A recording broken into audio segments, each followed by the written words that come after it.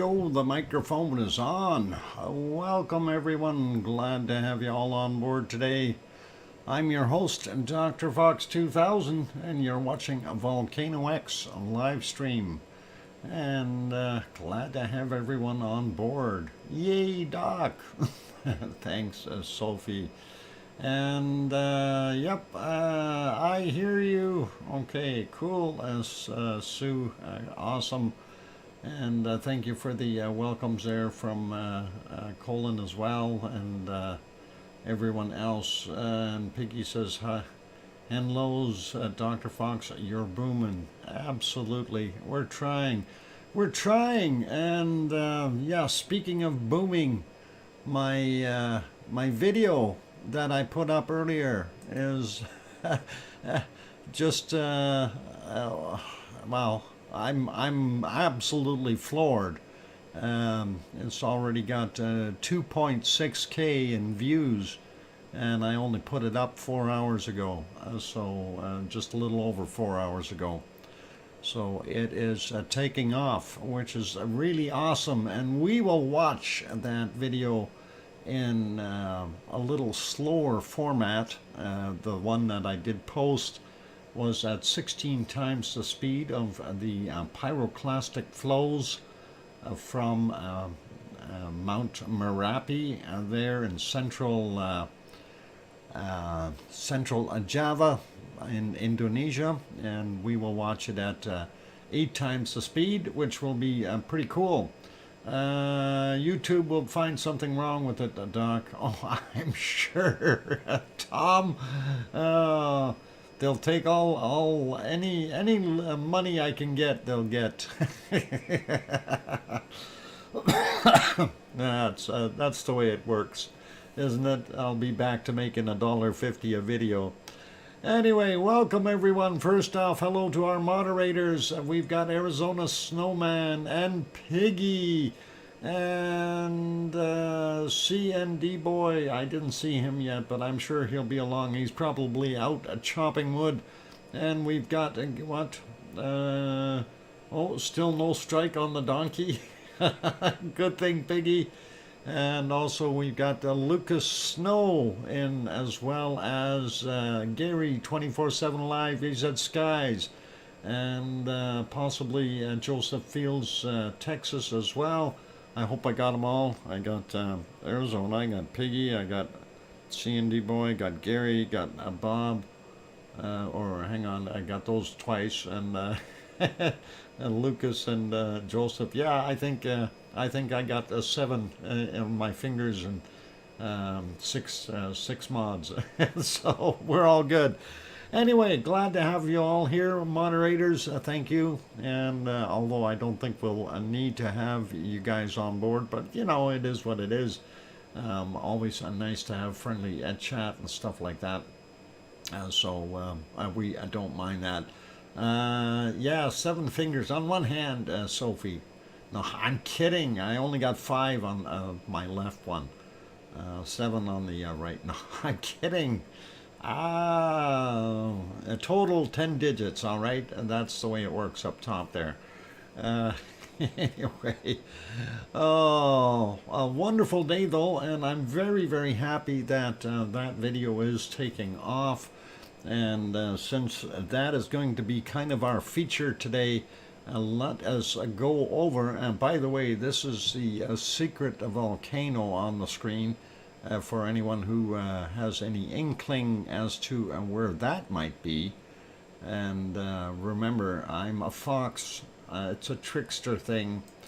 Let's go over to the other one, and we will see what we've got going on there. And we'll get that banner off the screen. And there is our wonderful Merapi, the one that was doing its deeds earlier.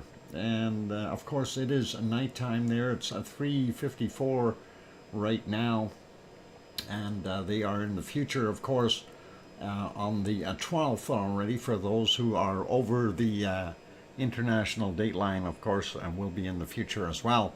But yeah, it is actually pretty awesome to see it's clear skies there right now, which is surprising, and looks pretty awesome to see a little bit of lava on it as well, which is really nice, and it's not in black and white for a change. I gotta love it. So that is absolutely super. Anyway, we'll get at saying hello to everyone in here first, and let's start out by saying, oh, I need to hand out cookies. Okay, someone replied to me. I gotta take a look at that for a second. What's the music from, dude? Oh, somebody's asking about the music I used for that one. I'll have to go see. I forgot. Dr. Fox, only 9 more days till the 2nd anniversary, and you bet, of our wonderful Iceland. Thank you, Lucas, for reminding us of that, and that'll be cool. Anyway, yeah, let's keep going here. I was going to say hi to everyone. Let's do that, as I'm trying to do too many things all at once. Anyway, welcome to Alba Girl and John Raper and Arliss and Sophie and Tom and Pepper. And Tom and Pepper were the first ones in today. So they're going to get the cookies and maybe a bone. I don't have any elk meat. That you'll have to get yourself there, Tom. I think you got a whole bunch in the fridge.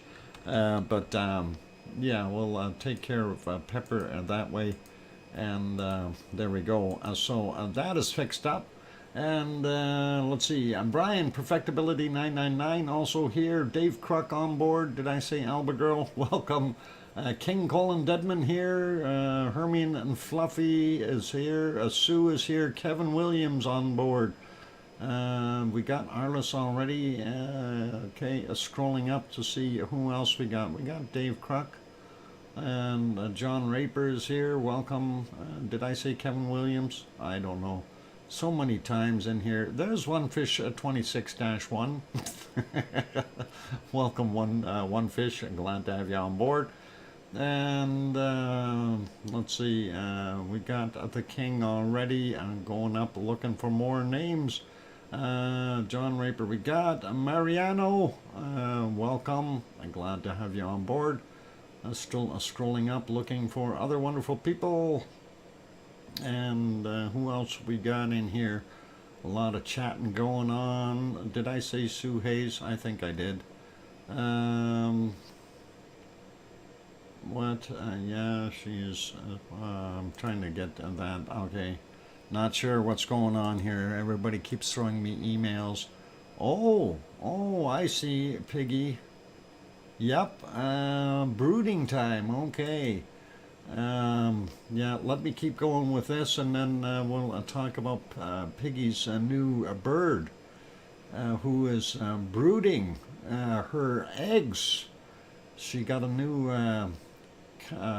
what is it, a canary, and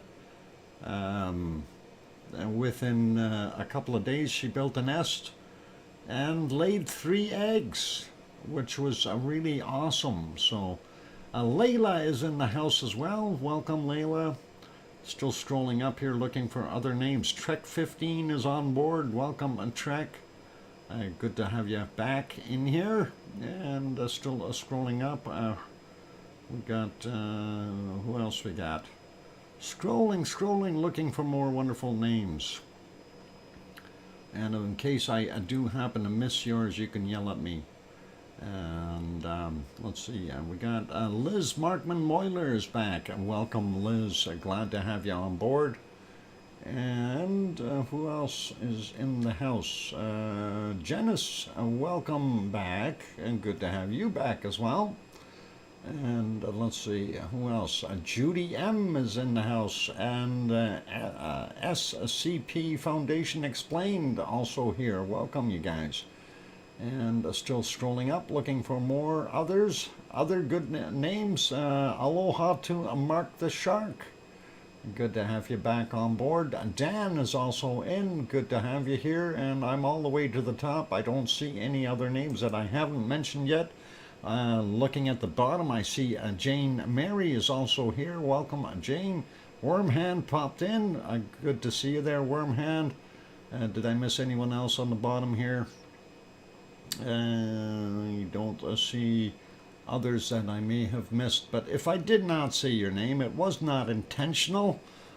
Sometimes when I scroll up, I don't see people, and that happens. So welcome to all of you. And of course, right now you're all getting a look at what we see there at our wonderful Merapi this very second. And Merapi, central Java in Indonesia, and on a Java island. And it did do its thing today. So what we're going to do is actually have a look at the video. And I did make this one a little bit slower than what we had on that I uploaded. So this one will show you a little bit extra or a little bit more detail. It's not moving quite as quickly. And we can talk about that before we get into anything else, since Merapi erupted at midnight for me. Okay, and that is cool.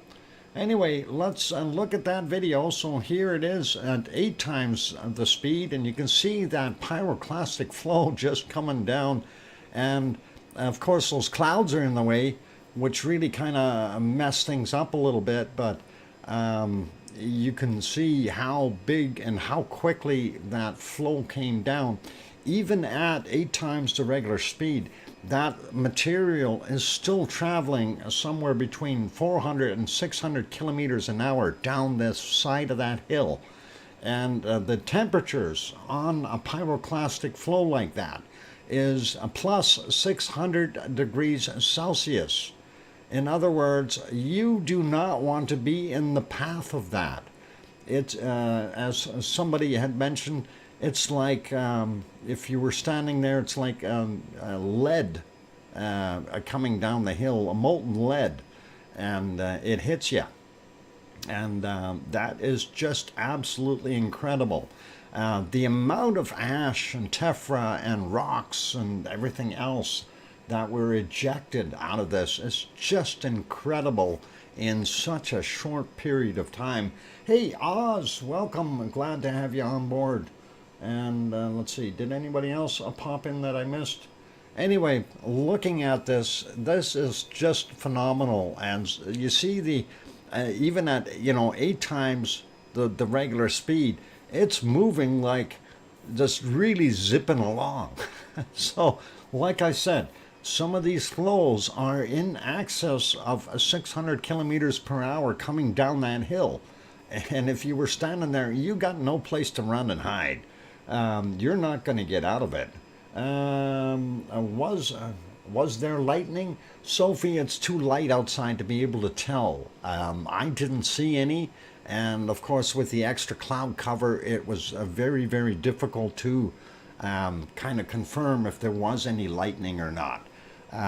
There is a very good possibility that there could have been.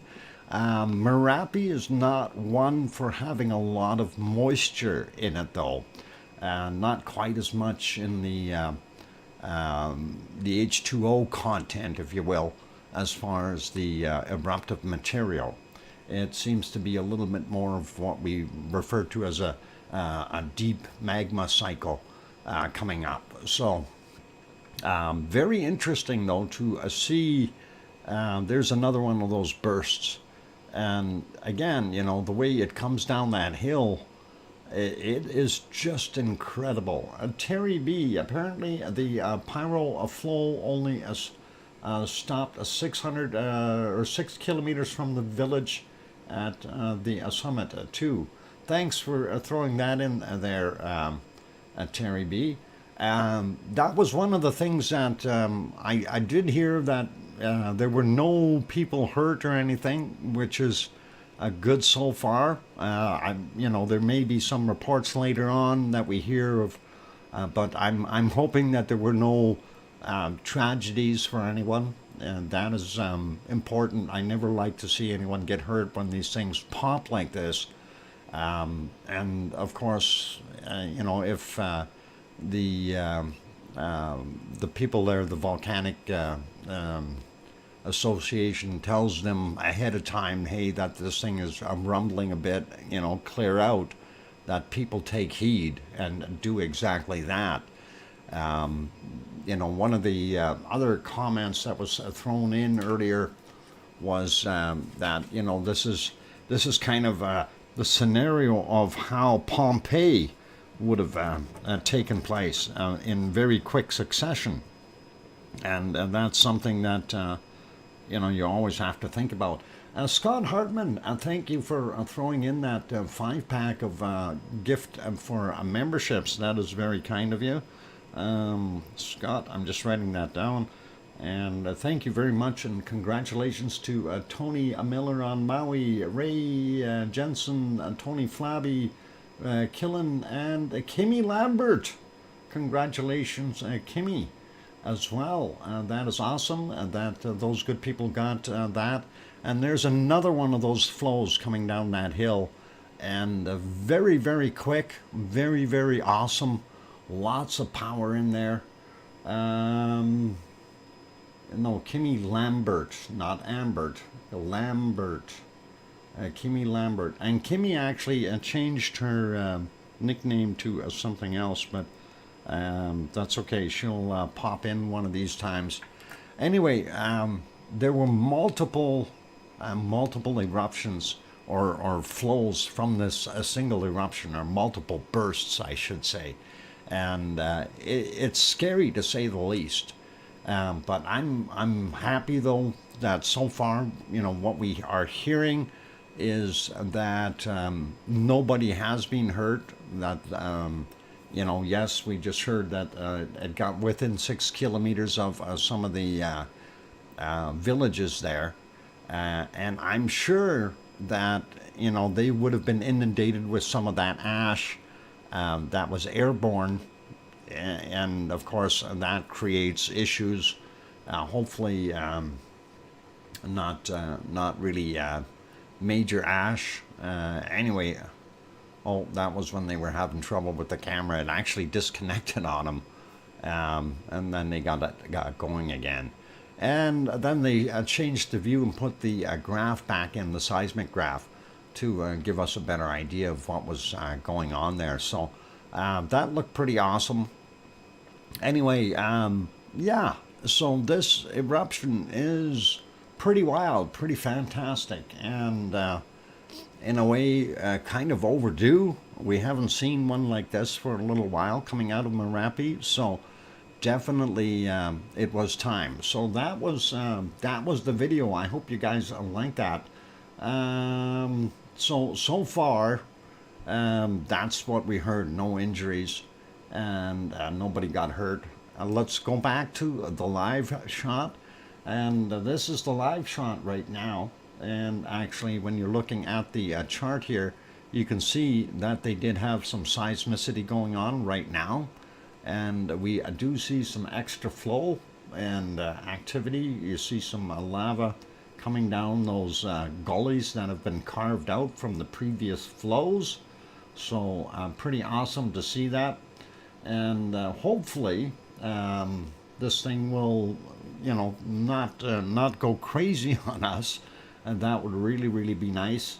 And I don't want to see anyone getting hurt or anything like that. It's these things are violent enough as is. It's in a way it's a treat to be able to see them, but it's also kind of detrimental that nobody gets hurt in the process. That's what we really don't want. We don't want to see any loss of life, and we don't want to see any loss of property as such. But one of the things I do have to say, though, is a lot of people, especially on volcanic islands, they build fairly close to the volcanoes. And, when they do farming and stuff like that, the soil is very rich in those areas. and understandably so, being volcanic in nature, there's a lot of nutrients for plants in there, and that can be what it is. Too bad we can't get a close-up view. Yeah, unfortunately, right now that is all they're shooting or showing. I will see if during the break I can try to get a little bit closer with a couple of the other shots, if we can find them, but it may take a little bit. So very, very cool to see, and I do enjoy that, and I hope you guys are all liking it. And for those who haven't hit that like button yet, give it a quick bop, okay? It will help us out and get this stream up and running and going a little bit further. Have a few more people popping in. That would be really, really great of you if you can just hit the like button. Doesn't cost you anything to do that. Also, if you can share out the stream, that would be awesome. Do it on your community page. Through this, of course, or on YouTube, or send it out on some of the other ones. Terry B throwing in 1999, saying sending appreciation from Oxford, England, for your constant hard work and time you put into your channel. Thank you very kindly, Terry. That is a very wonderful super chat. Appreciate that, and thank you for the kind words. And you know, we try to keep up on things. Some days it's a challenge, more so than others, but you know, sometimes good work will pay off in the end. And like I say, thank you for the kind work and our kind words, and thank you for the super chat too. That is awesome. Appreciate it. All right, so let's, I just want to kind of go back a little bit here. There was some extra lava flow about 40 minutes ago or so. We had a little bit more, and we've seen that come out here. I'm just advancing it 5 seconds at a time from about 3:36 a.m. And we've seen a little bit of a puff out there, and then you can see some extra lava flowing down the side of the hill, of course, and that looked pretty awesome, and good to see that. And if we back up a little bit more, we did have the Battle of the Clouds earlier, and they were not in color, but there was another spot where we had a major amount of lava, and I think that was right around here. And yeah, it is still in color. This is at 2:03, and at least that's what I had on my notes here. And we've seen it glow quite a bit, and it's a little deceiving because of the cloud being around it, but that looked like a lot more lava than we've seen previously. So that might have been a little bit of a heavier eruption, of course, or burst coming out of there. And again, when you're looking at the seismicity on the graph here, you can see that definitely had picked up quite a bit. And you can see where the start of it is, and of course it kind of wraps around like word wrap, and carries on with the signal, and then it calms down again. So that extra burst, of course, will allow it to flow a little bit. Pretty cool stuff. So awesome. And let's see if we go back. There were a few other spots there that were a little bit glowy as well, and I think they had the camera in black and white at the time. They did switch around with the views. Let me get to the other very glowy spot here, and that would have been right around here. Let's see if that is there. Yeah, and I don't know if that's black and white again. So prior to that, they had changed it from the other views. They were trying to see the other views, as you can see in here. So they were doing that, switching between cameras and trying to see what they could get for the best shot. Unfortunately, they weren't quite like over at Semeru, where they get those really nice close-ups, unfortunately. And if we go back in time, we were battling cloud for the most part. And that is always the hard part. Any volcano viewing, you know, when we see the clouds, it is what it is. Unfortunately, Mother Nature doesn't play nice with us. So this one here from 1615, I think that might have been near the end or continuation of what we were seeing earlier there with the major flows. And if we go back up a little bit more here, I wonder how far we can actually get back. Probably, yeah, just about right to, yeah, this, because our event happened around noonish, and just about an hour after is how long it kind of progressed. But this is at about 2:48 in the afternoon for them. And it was just, I think, about 15 minutes after 12 noon that we had, their time, of course, that we had the major pyroclastic flows starting, and it kind of subsided by about an hour later, or 15 or 20 minutes after 1 p.m. So in this shot, you can still see some little flows coming down every once in a while, some dust being raised, and more ash and tephra, of course, rolling down the hill. Let's see if there were any other. I'm just going to advance it 5 seconds at a time here. Yeah, you can see a little bit more of that coming down, but it wasn't as massive of flows as what we seen during the course of the video. And there you can see on their tremor chart on the bottom there that it just had some more activity, so we should see something shortly coming down the hill, even though we do have clouds up top, right? So let's just give it a second or two, and maybe I'll advance it just a little bit. And yep, here comes some bigger material down. The rocks are starting to fly. Lava bombs and everything else are coming down. You can see the traces. And yeah, here the flow is starting. So that's exactly what we see there. And you can see the racers going down the hill, not quite as fast as what it was, but there comes the cloud. And definitely still visible, even though it is mostly covered by rain clouds up top here. And of course, with the rain clouds being in there, if it rains on top of this material, that could very easily, you know, from just a pyroclastic flow, it could really turn, if it's heavy rains, it could really turn it into a nasty soup and become lahars that continue further down the streams or pathways that it has developed from previous eruptions. So that can be very, very dangerous for anyone in that area as well. So, and by the looks of it, those are rain clouds right above what we're seeing. So pretty nasty, and yeah, you can see a little bit of that.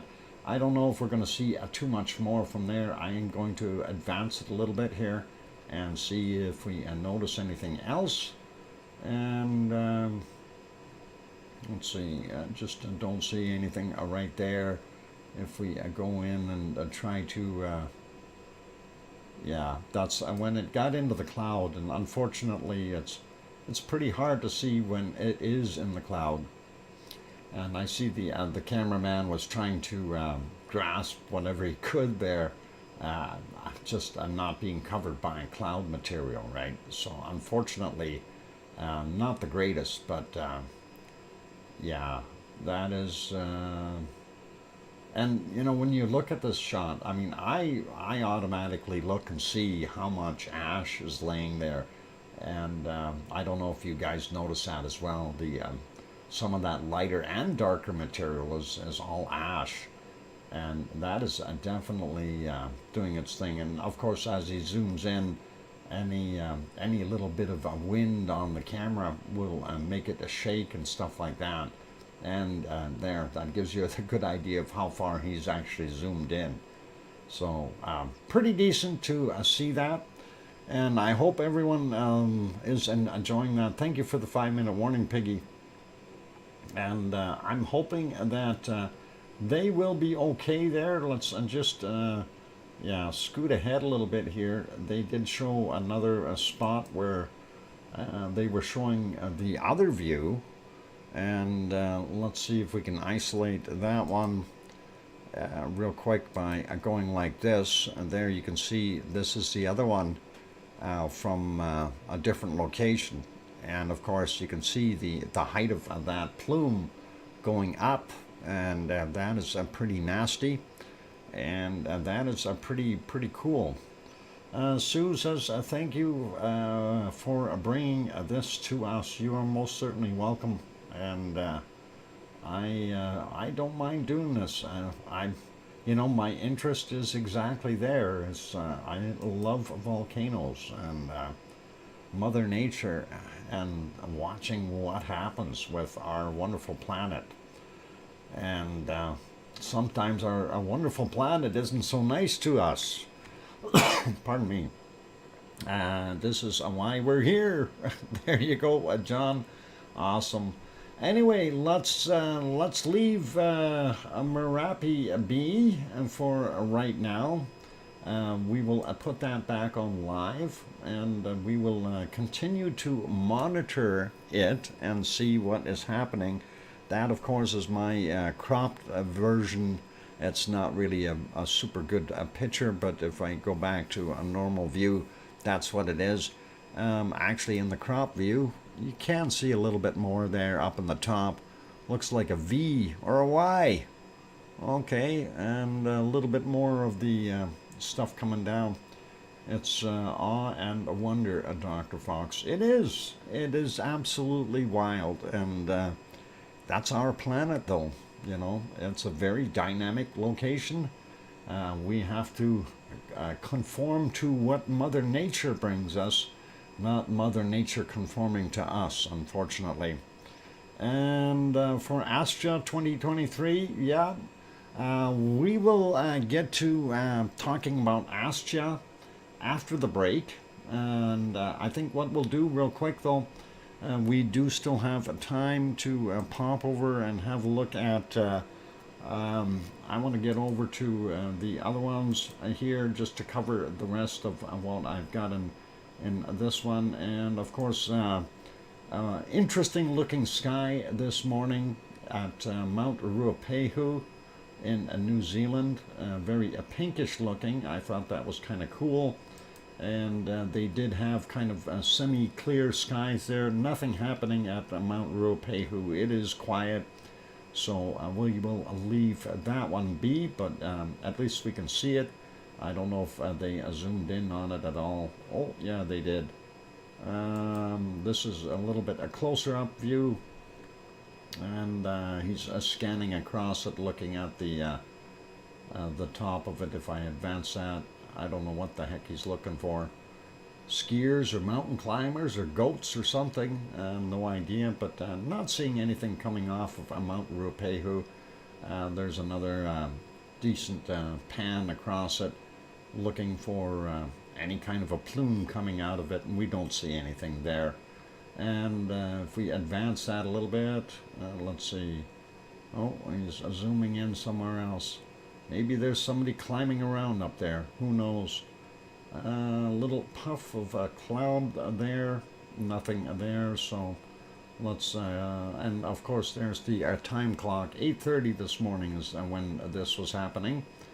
And we're a little bit silhouetted because the sun rises up on the other side of this. Let's see. Oh, what did he do? He took off with our stream. Anyway, there it is. So Mount Ruapehu in New Zealand. Let's take a quick look at, while we're in New Zealand, we'll go to the chart for Taupo and have a quick look at it. It is interesting as well. A little bit more activity. We do see some small tremors in here, as well as well, a bunch of little shaking. So Definitely not as quiet as it could be. You know, it's not like over here where you see zero material coming up. We do see some spikes. So a Taupo in general will go, say, from, well, it's low as far as activity and not zero. Quick peek at what it looks like there. And of course, hey, the flea market is on. Cool. The caldera for Taupo is the entire lake. And there you can see Mount Ruapehu in the background, sticking up right there where the mouse is pointing. And that is pretty awesome. We also did have that report from volcanodiscovery.com indicating the eruption. A massive hot avalanche descends on the southeastern flank of threatening villages. That is from Merapi, of course. A massive eruption occurred at the volcano shortly after noon today, around 12:15. Yep, and I concur. And a very large glowing, I don't know about glowing. I didn't see any glowing parts, but a lot of ash. Avalanche known as a pyroclastic flow descending from the active lava dome at the summit crater. And we kind of watched that. And what's it say here? Reached a distance of 7 kilometers from the summit, meaning close to populated areas. It also produced massive ash plumes that affected much of the southeastern flank and caused panic in some villages. And rightly so. I can understand that. Anyway, that is their shot. That does look pretty ominous as well. And I wouldn't have wanted to be that close with my camera taking that picture. That's all I got to say. Anyway, guys, it is break time. So there's another shot of it about 10 minutes after the onset of the rock falls, and sliding off material continues to whirl up the ash plume. The whole cone already ready to explode is now vibrating. That is pretty wild to see that. And this one is not the same volcano. That's Krakatoa.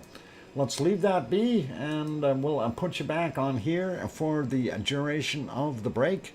I'm going to go take a 5 or 6 minute break, you guys. I'm going to leave my voice box cool down a bit. So don't go away. After the break, we will go through things like Hawaii and then over to Iceland. And then we'll take it over to some of the other volcanoes around the world. So stay tuned, stick around. For those people who have not yet hit the like button, here's your opportunity. Please give the like button a quick bop. Also, if you have not yet subscribed, consider subscribing. We do have subscriber mode only on, and that is to keep some of the riffraff out of the stream. If you subscribe, you'll be able to chat with all the good folks in the stream chat box within 1 minute. So that does work. Anyway, stream is not monetized, just so you guys understand.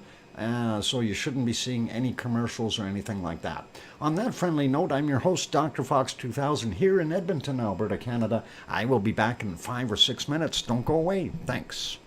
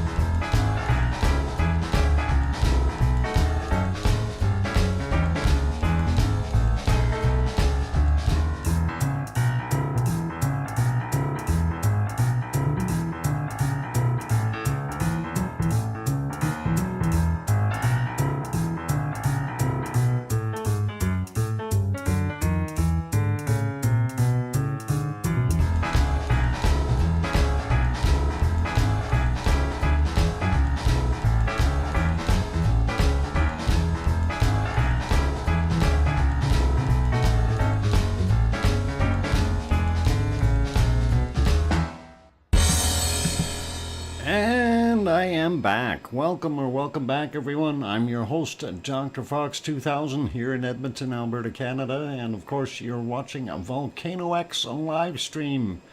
And for those just joining, welcome. And for those others that are saying welcome back, thank you. I appreciate that from Jane and Wormhand and Alba Girl. And oh my gosh, I love Merapi, stunning volcano. Thanks, Amelia. Made it myself.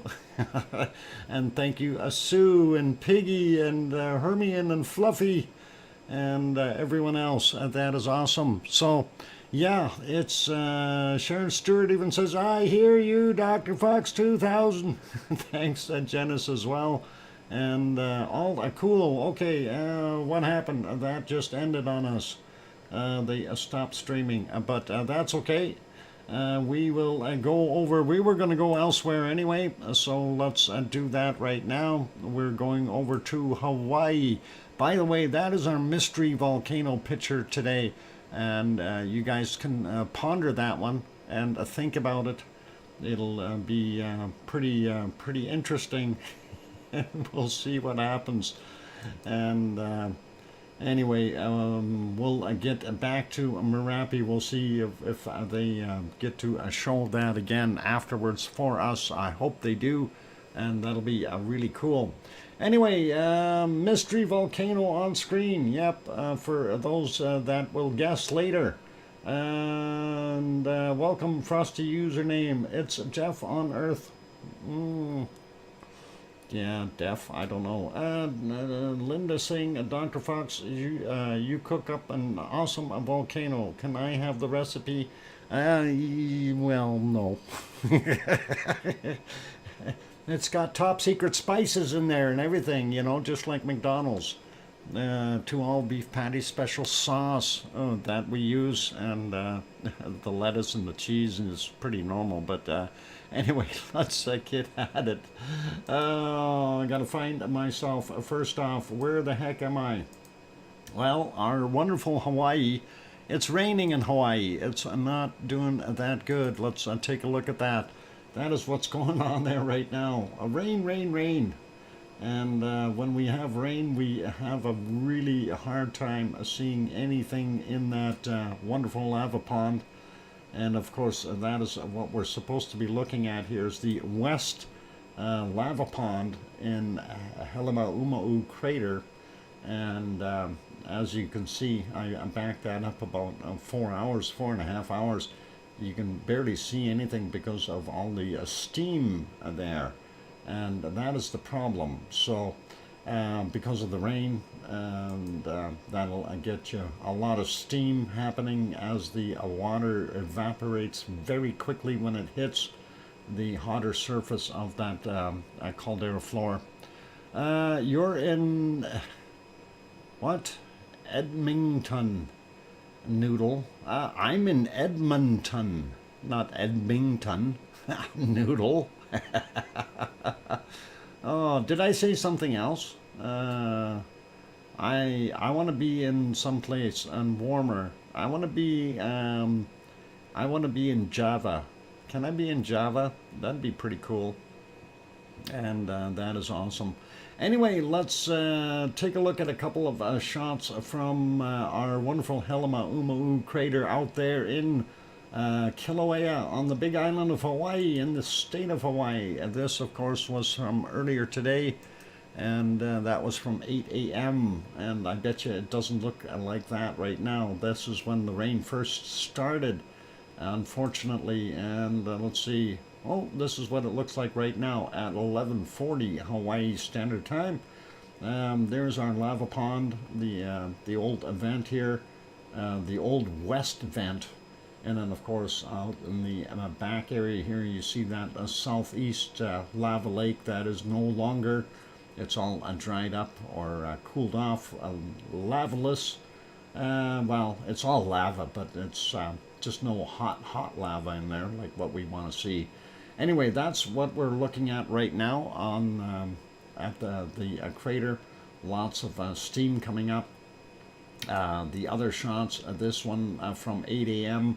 from the B1 camera, which is on the It'd be on the east side of the crater, and you can see Pig Island over there, and of course the west, that's a west direction in this position over there. And we see over to the south here, still see a little bit of steam rising out of some of these other spots, letting us know that there is some hot magma underneath there, still doing its thing. Unfortunately, not the greatest of views. This one from 8 a.m.-ish, 7:56 a.m. is what it was, and that shows you the empty lava lake and the central vent that was feeding it. You don't, or well, you almost see the lavigator there, but we got steam in the way. Unfortunately, going to refresh that one as well, see what it looks like, and there we go. So yeah, a little less steam, but still not the greatest as far as visibility because of the rain that is happening there at present.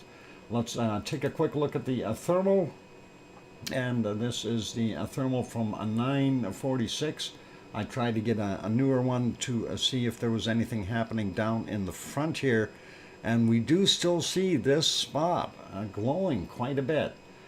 So to me, that's indicating that we've got some magma underneath there. One of the things that I'm wondering about is, are we going to see a collapse of this whole caldera? Is it going to drop down like what it did back in 2018? And hopefully it doesn't.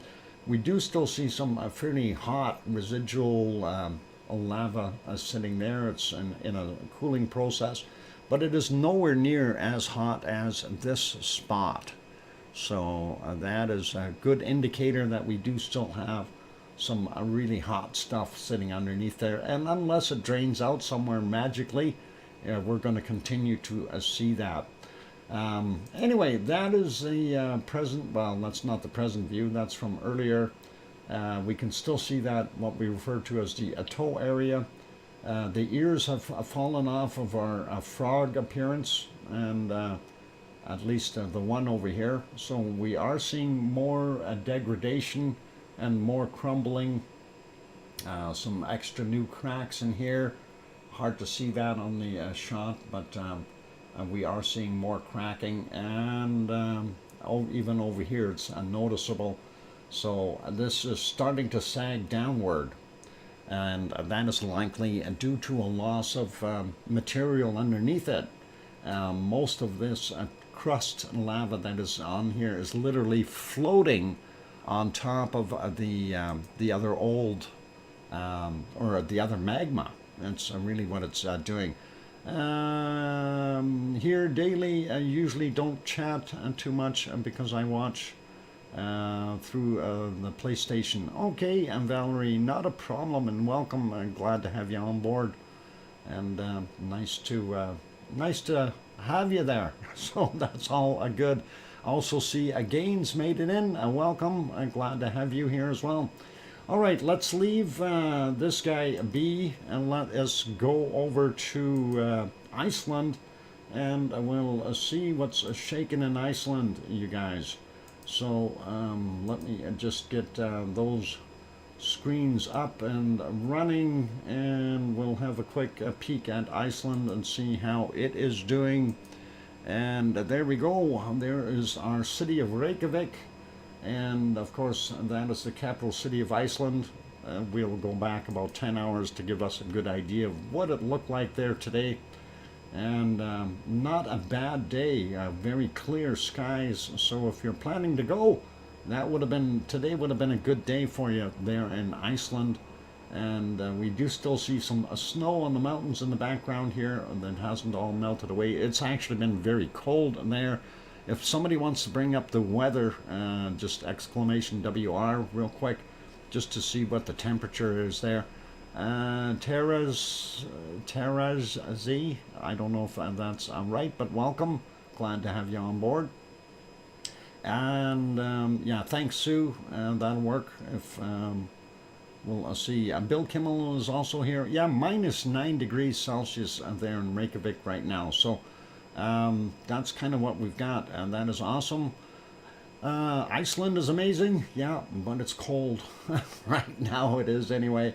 Let's go to our next shot. I'm just going to put this back on live, and this of course is from the same location. Perlin Center is where these cameras are located, and they are looking out at the various areas. This again about 10 hours ago is what we picked for a time frame here to kind of give you an idea what it looks like there. And yeah, no snow on the ground, which is really awesome. And I pointed this one out before and asked people, what volcano is that? And I stumped a whole bunch of people, but that is Lear over there, just so you can see it. And that is awesome. Anyway, let's leave that one be. Let's go over to the next one. I'm going to put this one back on live and make it smaller so we don't use as much horsepower. Of course, this, oh, hey, we got a little flashing light over there in the sky. And we'll see what that is about later.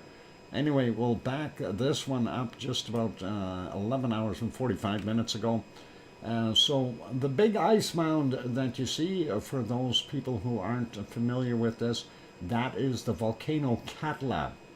And Katla, of course, has had multiple earthquakes in the last little while. And we're kind of debating, is it all ice movement, or are we actually seeing some magma intrusion of some sort? But that is to be considered as of yet. But we know that there's a lot of ice shifting because we see all this area here has cleared, and that's due to a lot of rain in the area. So the big ice mound over there, that is the volcano Katla. It is buried in ice and glaciated, and that is what we've got. Our Astya that we want is way off in the distance there. So we'll take a look at that in a minute as well. Let's go over to the harmonic tremor charts, and I'm going to refresh that in a second. I just want to do a little bit of a maintenance here while I'm doing things, and get myself onto that chart. There we go. I'm going to refresh it so we can talk about this properly. And this one, of course, oh, make it go down just a tad. There we go. So what we're looking at, of course, the seismicity and movement that is detected by the sensors. And what we're seeing is pretty steady as she goes right now as far as the level. But we are seeing a lot of spikes in here. So a lot of earthquakes happening there in Iceland at this point in time. And that is something that is really, really fun to see. But La Palma has now created a road straight through the volcanic rock that's settled. It's heartbreaking but amazing. That is one of the things it has done over there. They are rebuilding. And when you're limited for space, you have to continue on with, keeping life going. So, Piggy, moderator tater. All right. Anyway, looking at what we got there, it does look pretty busy. Let's take a look at a couple of the other ones real quick. The next one over, of course, will be Grindavik, but let's take a look at Grimsey first before we go over there. Grimsey, of course, is the most northern point in Iceland that has a sensor, and that is on Grimsey Island itself.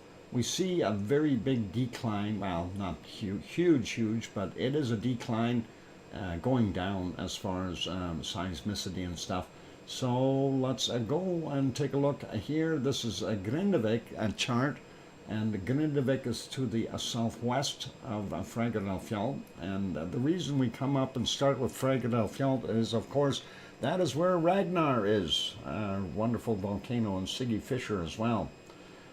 So that gives us a starting point anyway.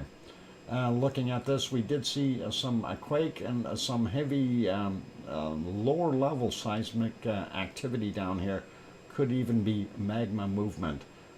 Just don't know for sure what's going on underneath there. Let's take a look at the other one from Kristevik. Grindavik is southwest, Kristevik is to the northeast, and we'll go to the Kristevik chart. We are seeing some spikes in here as well, but nowhere near as many as what we were seeing at Fragedal Fjall. So let's go back up, and the other one we want to check out is Askja, of course. And yesterday we did see it was climbing, and it has dropped quite a bit. And we are seeing a fairly large drop, but we are also seeing quite a bit of seismicity in there. And the end point here is kind of a double whammy of extra quakes in the area. So we're going to take a look at that as far as the yeah, thank you for the 4-minute warning, Piggy. We're going to take a look at the earthquakes, and it has calmed down a little bit. There were over 300 and some earthquakes earlier that I was looking at. I think it peaked at about 370 or something. Trying to find my earthquake map real quick. And there it is, kind of in general. So we see the Reykjanes Peninsula, we see Katla here, we see our central area, which would kind of be just to the west of Bardabunga, and of course the area over here would be Askja and Herdebreit, and then of course up in the top area here you've got Grimsey, the island right there. But let's start out here anyway. We'll see what we can find and see if we have any major quakes happening anywhere, and give you a little better idea for some of those new people. Just to give you the lay of the land here, this is referred to as the Reykjanes Peninsula. And of course, the Reykjanes Ridge goes out and extends almost all the way down to the Azores, which we'll cover as well. But let's start out here. 0.21 in magnitude, 3.5 kilometers down, 49 minutes after midnight, so just about 12 hours old. 0.3, 4.9 kilometers down, 2043. This one here is from a 713, a 0.27, very small stuff, 5.4 kilometers in size. Then we take a look here. There's the town of Grindavik and the famous Blue Lagoon and the power plant. But we take a look at this area over here. We see this 1.39, 4.6 kilometers down, 4:54 a.m. Not going to scare anybody with any of that. Our Fragedal Fjall area is this outline here. And I know it's hard to see if you're using a smaller device, but that's what it is. And then, of course, when we zoom in, this little cone here, that is Ragnar. This is our Siggy Fisher. And let's move over. This is Kristevik. This is on the northeast side here. And we had a 0.79 in magnitude there, 3.7 kilometers down, 22:33 is the time on that. Then we had a 1.34, 6.5 kilometers down, and that is from a 9:24. And then we've got this one, a 1.48 from a 6.7 kilometers down, 7:06 this morning. And then we've got this guy, 1.61, 7.4 kilometers down from 22:16. Another 0.6, 8 kilometers down from 21:40. Or hang on, was that right? 21:04. My bad, dyslexia strikes again. And we got a brand new one there. This one is from 21:09. And that is a 0.1, 4.5 kilometers down. And we've got a few over here still remaining from yesterday, and some new ones. And this is that Hennig, what is it? Hengilt? I said it wrong. Gilt. Yeah, no, I think I got it right. Gilt. Hengilt. If I said it right in Icelandic. It's a tough. Icelandic is a tough name. Oh, tough to pronounce. Anyway, we will come back to these after the break. Otherwise, Piggy is going to give me a snout bop. I don't want to do that. That hurts. Anyway, don't go away, you guys. We'll put you back over to. Since they killed that, I gotta see if I can get that back on there. Where did it go? Where'd it go? Merapi. I want to see Merapi. Maybe that'll make us happy. Oh, yeah, they're back up with their stream. So we'll put you back onto Merapi so we can continue watching anything that does go on there. In the meantime, for those good people who are here, if you have not yet hit that like button, please do consider hitting the like. That would really be awesome. And also, if you have not yet, oh, I clicked the wrong one. If you have not yet subscribed to the channel, consider subscribing. It got dark there. They must have clouds, but we are seeing a little bit of lava flow, so I will leave it on this one. It should be okay. We'll see what happens. Hopefully it'll brighten up there because that moon hasn't come up or risen yet, so it should get a little better shortly. Anyway, I'm going to go. Oi, break time, noodle poodle. All right, Biggie. Thank you very much, and we will do that. And thanks for the wonderful £2 super chat. Appreciate that. On that friendly note, you guys, yeah, hit the like button, hit the subscribe if you haven't subscribed yet. Also, if you're new, consider having a look at some of the other material we've got on our channel. On that friendly note, I'm your host, DrFox2000, here in Edmonton, Alberta, Canada. Not Edmonton, like Biggie said. Of course, we'll be back. And after we come back from the break, we'll have bacon seeds. So, we'll explain that to the newer people as well. Don't go away. Keep smiling, and I'll be back.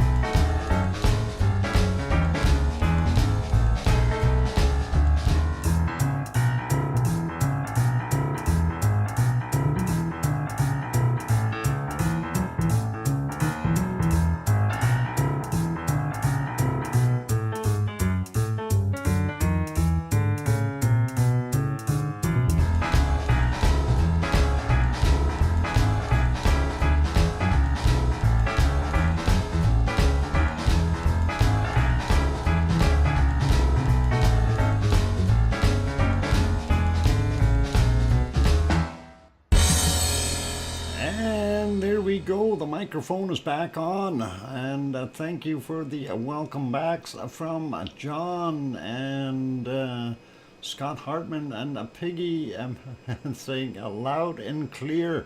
Thank you, Piggy. And Sue and Alba Girl and Wormhand and John and Jane and One Fish 26 and Hermione and Fluffy and what Time Card Punched. Thank you, Cookster, and welcome. And I hear you, DrFox2000, from Sharon Stewart. Pardon me. Anyway, I did throw it onto a Simmeru here because it was awful dark over at the other site, and we did want to make sure that you had a little bit of lava to watch during the intermission, and could see it a little bit more clearly. Anyway, that is Simmeru. That is from about an hour and 35 minutes ago, is roughly what that is. So, hour and 40 minutes ago, something like that. Anyway, close. So it looked pretty good. I figured I'd throw that on instead, since the other one was fairly dark. And for those people who are new, just to let you know, we do have our little thing that we call bacon seeds. And of course, you know, you look at the screen, you see the lava does look kind of like a bacon.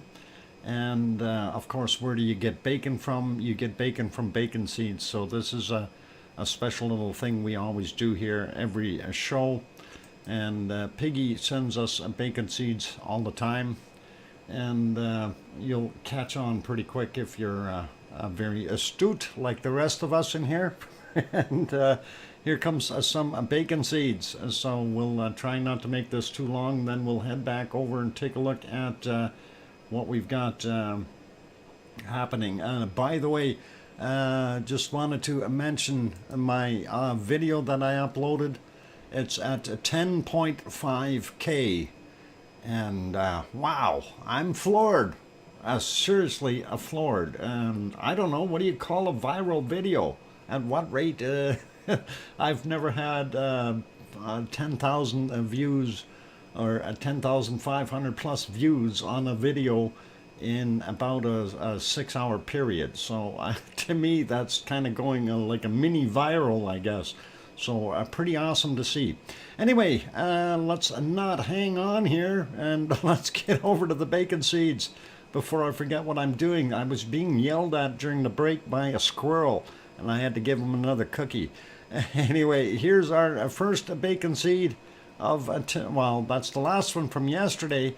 And then, of course, Piggy sent us some more. There's Piggy sending them. And let's get into the first one for today. And I guess it's no longer dogs, it's now cats. And cats and little pigs. So bacon seeds and putty cats. And there we go. That's our first picture. And these two look like they are sleeping happily together. And all good. So Lucas, welcome. I'm glad to have you on board. And here's our next shot. It's actually 2 photos, and looks like this cat has taken down that pig and is going to have its own bacon. And that pig looks like he's just enjoying having a company there.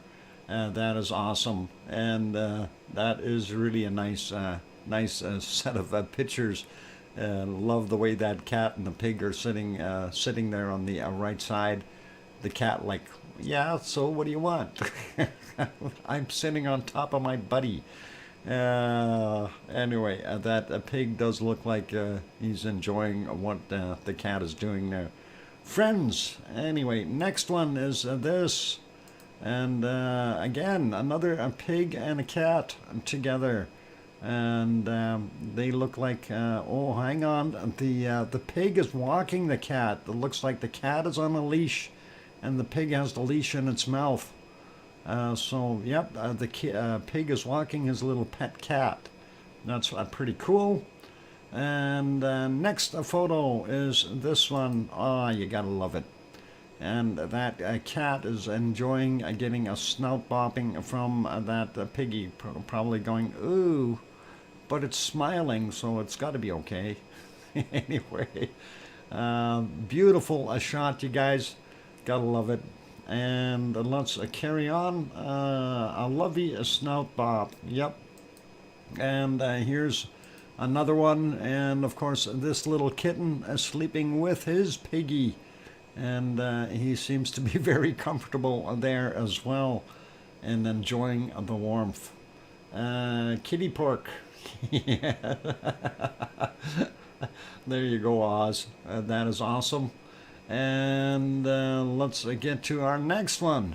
And here's these two snuggled together. And that, you gotta love that. These mini pigs. It's awesome to see. And then I did find a couple more that I threw in here as well. And that was this one here.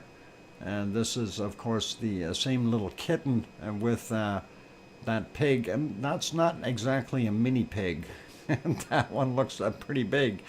But nonetheless, that little kitten doesn't look intimidated from what I see. Hey, Don Arnold, aloha. Glad to have you on board. And then we've got one more here. Last bacon seed for today.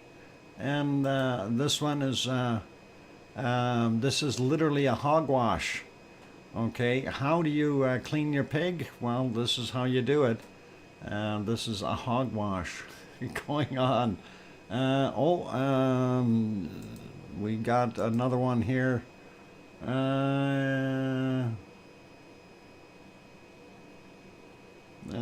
Okay, I'm gonna see if I can save that and load it.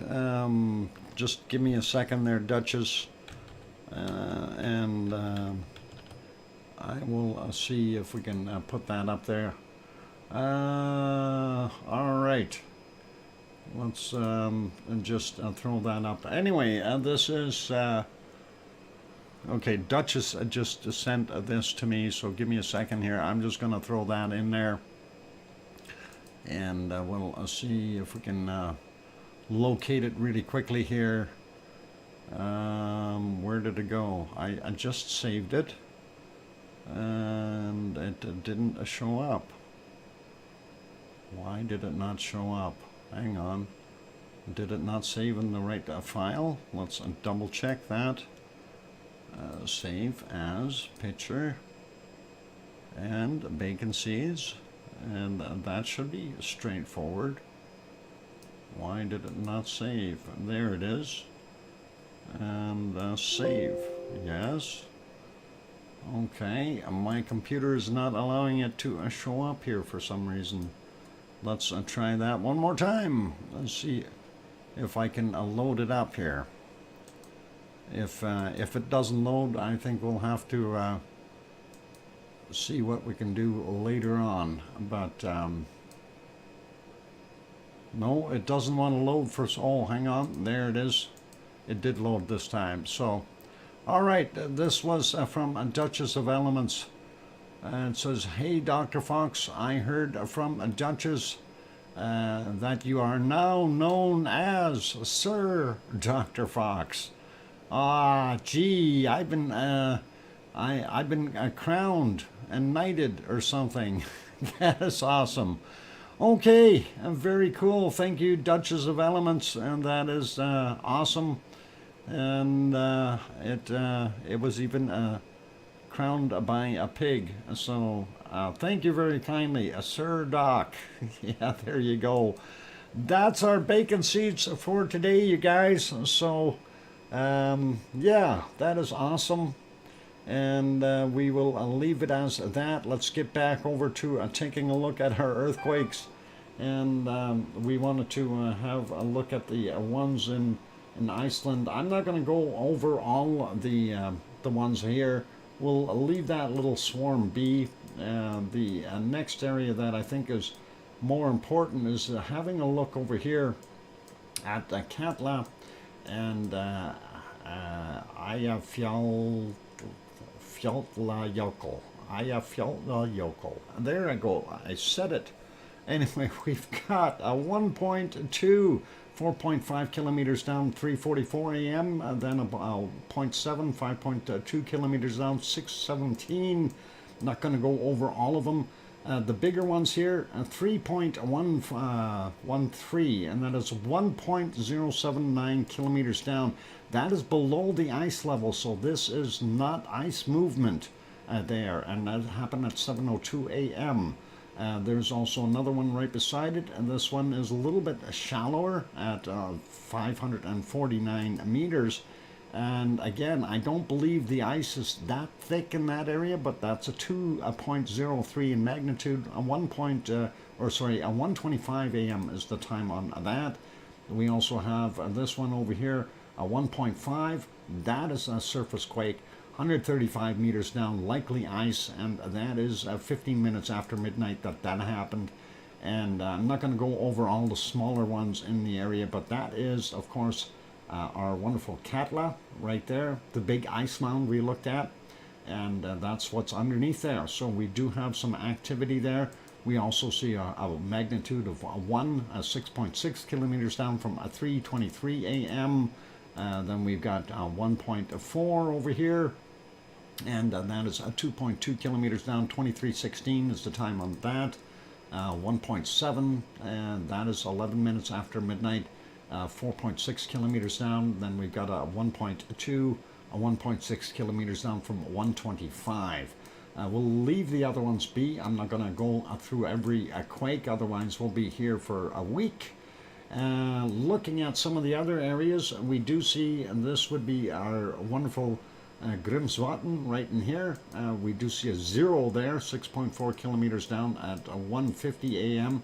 But we are seeing a lot of activity along the fault line, okay? And this is always where it gets interesting, and I don't know if my fault line is actually on or showing. Let's show the plate boundary. There you go. You can see that, a dark red line, and that shows this Katla area is kind of down at the corner of this fault line. I know it's very difficult to see. They could have used a different color, but hey, I didn't make the map. So this is at the corner. That's why we're seeing some shaking there, but also seeing some movement in this area. So the fault line runs right through there, and then it curves up, and you can see there's Askia there. So that is kind of what we're seeing right there. A lot of activity. I'm kind of concerned with the ones that are right underneath Askia itself. This one is a 0.6, 4.1 kilometers down, not very shallow. 20:07 is the time on that. Then we've got a 0.1, 4.7 kilometers down from 443. 0.3, 5 kilometers down, 1:46 a.m. And you know, for something that is supposed to be popping, it is staying rather quiet there. We do have a whole bunch of other little quakes in these areas. This one, 2.1, 5.2 kilometers down, 6:05. Let's take a look at this one here, near, closer to Herdebreit, 3.1, and that is 5.2 kilometers down as well, 4:03 a.m. Just grab some other ones randomly here, 5.3 kilometers down for this 0.9. Thank you, Tom, for the 5-minute warning. And that is from 2:49 a.m. And let's grab this 2 out of here. 5.2 kilometers down, 6:09 a.m. 1.2, 5.5 kilometers down, 6:35. And then we've got this one 4 minutes after midnight, 1.8, 5.2 kilometers down as well. And then we'll grab a 1.03 there, 5.2 kilometers down, 53 minutes after midnight. 1.5 over here, 7.2 kilometers down, a little deeper, and that's a 1:57 a.m. Another 1.2 over there, 2.2 kilometers down, that's a little shallower, and that was 23:05. Then we got this one from 6:46 a.m., 1.56 kilometers down. This one 1.1 kilometers down for the magnitude, 1.6, 5.3 kilometers down for him. This 2 down here, 4.6 kilometers down, 4:55, and that gives you kind of an idea of what we've got going on here. Where's my hair the bride? Did I zoom in too far? No, hair the bride is somewhere right around here. Where did we go?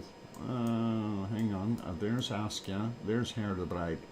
So we've got everything all over the place as far as what's going on there. This one, 4.7 kilometers down for this 1.23 from 8:30 this morning. 0.34, 5.3 clicks down, 7:39. This one at 0.26, 8.3 kilometers down, or sorry, 3.8 kilometers down. Dyslexia got me again, 7:54 a.m. for that one. And that kind of shows you we're not seeing what we want to see there for Askja. And that is a rise of magma. And we need to see that in order for us to say, hey, there's going to be an eruption soon. So we're not seeing that. And that's kind of what I've been, kind of preaching before. We've seen ample quakes in here in the past. We have seen uplift. There's a measured uplift of 45 centimeters is what Yvonne had mentioned to me the other day in that area as of recent. But we are not seeing the magma come shallow. And this is where we want to see the quakes all popping up, smaller quakes, bigger quakes, everything in between, starting to show that they're at 2 and 1 and kilometers down, not 5 or 6 kilometers down, or not 4. We want to see it coming up. And this is kind of what I was mentioning before, that we likely may have a scenario of where our magma chamber, 10 cubic kilometers of magma, filled the chamber up, and then we had some pressure relief. And what ends up happening is the top area of that chamber then gets coated with fresh magma, and then as the pressure goes down, it leaves a gaseous area up top, allows it to cool somewhat, and kind of concretes itself into place, and makes it harder for that magma to get up there. So is that what has happened? That's something that we have to consider. It's a hypothesis. It's not 100% science, because I am not a volcanologist, and I certainly haven't crawled around inside any magma chambers, so I have no idea. But this is a very big possibility. And what in turn needs to happen then is we need more pressure to be able to make that go. And if we're seeing a bunch of smaller quakes, everything can add up very quickly. If you got a couple hundred quakes, you start adding up all that seismic energy and everything pushing together, it makes you wonder, what are we going to see? Is it going to pop? Anyway, real quick peek up here at, there's Grimsey, our northernmost island that has a sensor on it. We do still see these guys around Grimsey. Some of these are shallower. This is 10 kilometers down for that 2.74 from 20 minutes after 11 p.m. This one from 1743, 1.2, 5.4 kilometers down. Then we've got a 1.99 kilometers down from 2234. And then we also have this guy up here, 1.45, 6.3 kilometers down from 2300, and 1.3 from 3.8 kilometers down, 2326. And let's just check a couple of these. 5.2 kilometers down, 1446 for him. This from 6:21 a.m., 1.13, 6.6 kilometers down. Then this one's a little shallower, 3.1 kilometers down for this 1.7 from 16 minutes or 13 minutes after midnight. And this is a newer 5.2 clicks down from 1446. And this one will be my last one here, because it is a break time, and that's 13 minutes after midnight, 1.75, and it is 11.1 kilometers down. So kind of makes you wonder what we've got going on there in Iceland. But at present, we are seeing 192 quakes in or 191, sorry, in the last 24 hours. That number did peak up a little higher earlier, but that's what we've got right now. So let's leave it there. and we will carry on with some of the other wonderful shots. Let's see. Oh, they've got this guy showing Merapi again. Let's leave it on Merapi because we want to see what it is doing, but let's put it on to a single screen. There we go. And we'll leave it there for the duration of the break. For all those good people here, if you have not yet hit that like button, please do consider hitting it. Also, if you have not yet subscribed, consider subscribing if you like what you're seeing. And hopefully we can get you a lot more stuff. In the meantime, I am going to go take a break. I'll let my throat cool off for about 5 or 6 minutes, and I will be back. Keep smiling, and yeah, it's steaming. It's doing something. Be careful, it could blow up on us. And that actually doesn't just look like steam. That may look like some dirty ash in that smoke as well. So don't go away, you guys. I will be back after the break. More to come, and of course I'm your host, DrFox2000. Boy, I can't even talk anymore. DrFox2000 here in Edmonton, Alberta, Canada. Piggy's got me all tongue-tied, and trough mubbles starting to balk backwards, getting my merds wixed. Okay, I'll be back, you guys. Don't go away. Thanks.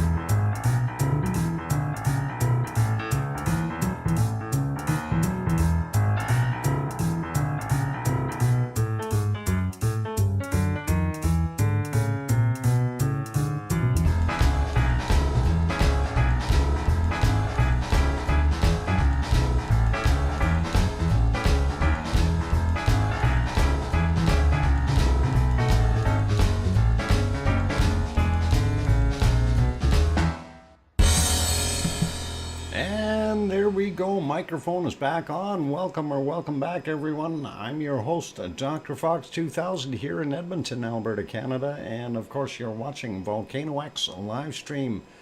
And thank you for the welcome backs from Albagirl and Jane, Mary, and let's see, probably more people typing. Touches of Elements saying, welcome back, Sir Dr. Fox. And thank you, Duchess. And thank you, Hermione and Fluffy. And Merapi is a small boom. Yeah, actually, Merapi technically is small boom in comparison to some of the other ones. And thank you, Sue and Cookster saying about a time doc, lol. Pretty intermission of views. Okay. And I hear you, Dr. Fox 2000 from Sharon Stewart. That's all cool. Anyway, while we're looking at this beautiful view of Merapi, obviously you can see where the pyroclastic material has come down on top of the hill there. Let me get over onto the correct screen, and we will point at it here. So it really left a bunch of ash, very, very noticeable in these areas. And I'm wondering how many feet or meters worth of material it left laying on the side of the mountain. And that looks pretty awesome. By the way, has anyone figured out my thumbnail of the day? I'm just curious how smart you guys are. Has anyone figured this one out? And of course, I posted it like this, of course. So that's what I should leave on the screen. But has anyone figured this one out yet? Which volcano is it? And I know it's a tough thing for you guys, but which volcano is that? And I know it's probably going to escape you. And I know it'll be difficult to figure out. By the way, my video has gone over 13,000 views on it already, so that is pretty cool. The channel I recommended is called Forces of Nature, not Horses of Orcs of Nature. Are you sure, old Nick? They're Orcs of Nature. Really haunting, scary footage. Anyway, yeah, has anyone figured out this volcano that I got there? Oh boy, I know it's a tough one. You guys are Googling like crazy trying to figure out where it is. Okay, let's see. We'll give it another 20 seconds here until somebody comes up with a name, because obviously I think I stumped everyone with this one. But we'll wait a few seconds here, and then I will reveal to you which volcano this is. And I know it's a real tough one today. It's really, really tough, and it's hard, and nobody seems to be even trying to guess at it because they don't want to guess wrong. All right, let's turn that off. It's not Ragnar. No, Sue, it's not Ragnar. Okay, I'm okay, not seeing anybody guessing. I'm going to tell you which volcano it is. It's the no-name volcano. No, this is not.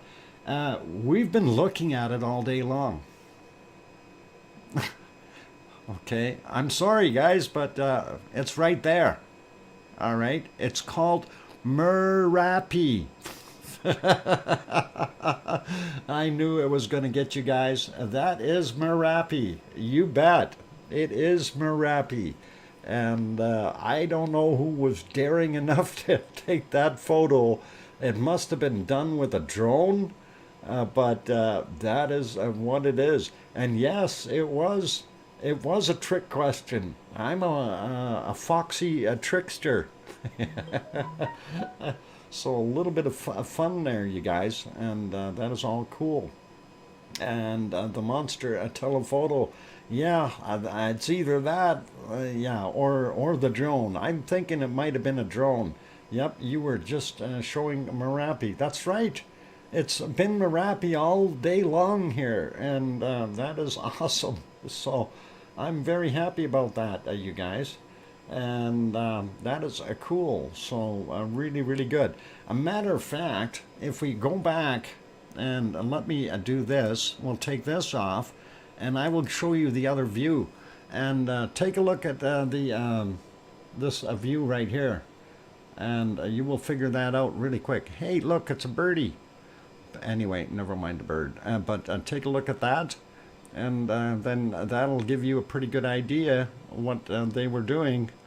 And that is this close-up view. You can see exactly the contours in the background and everything. And yep, it is pretty nice. So that kind of threw everybody for a little bit of a loop when you're looking at that shot in the background there. And yeah, you got to watch out. These foxes are tricksters. So yeah, it is actually a very nice shot. Anyway, we got other volcanoes we got to cover yet. So we better start hustling here. Otherwise, this is not going to go anywhere. I just wanted to refresh something else here. And we're now at 13.5K on my video. So 13,500 views. I'm totally floored by that. That is really awesome.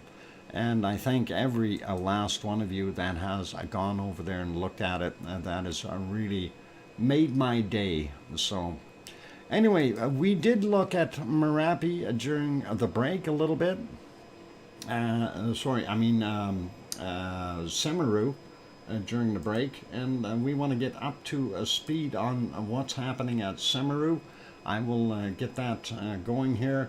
And there it is right now at 5:48 a.m. There in East Java, and you can see it too is erupting, and the golden period of the morning.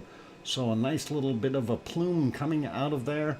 Really, I do like that. That looked pretty awesome, and very nice to see Merapi. Here's the whole screen. Unfortunately, they don't have two of those cameras working, but that is okay. The distance shot and the close-up are working though, so that's all cool. Hey, welcome, Sebastian. Glad to have you on board. And anyway, that is Merapi right now. I did try to see if Madame Rutsa had hers on. We're going to double check that again. And yep, we can go here. Oh, hang on, we can't go there. We'll wait for a minute to skip the ad, unfortunately.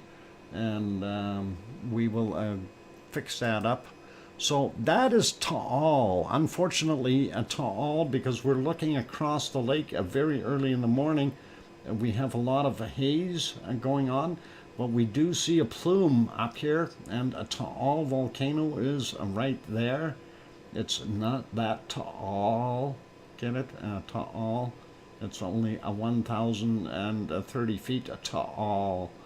But we do see some steam off-gassing from it.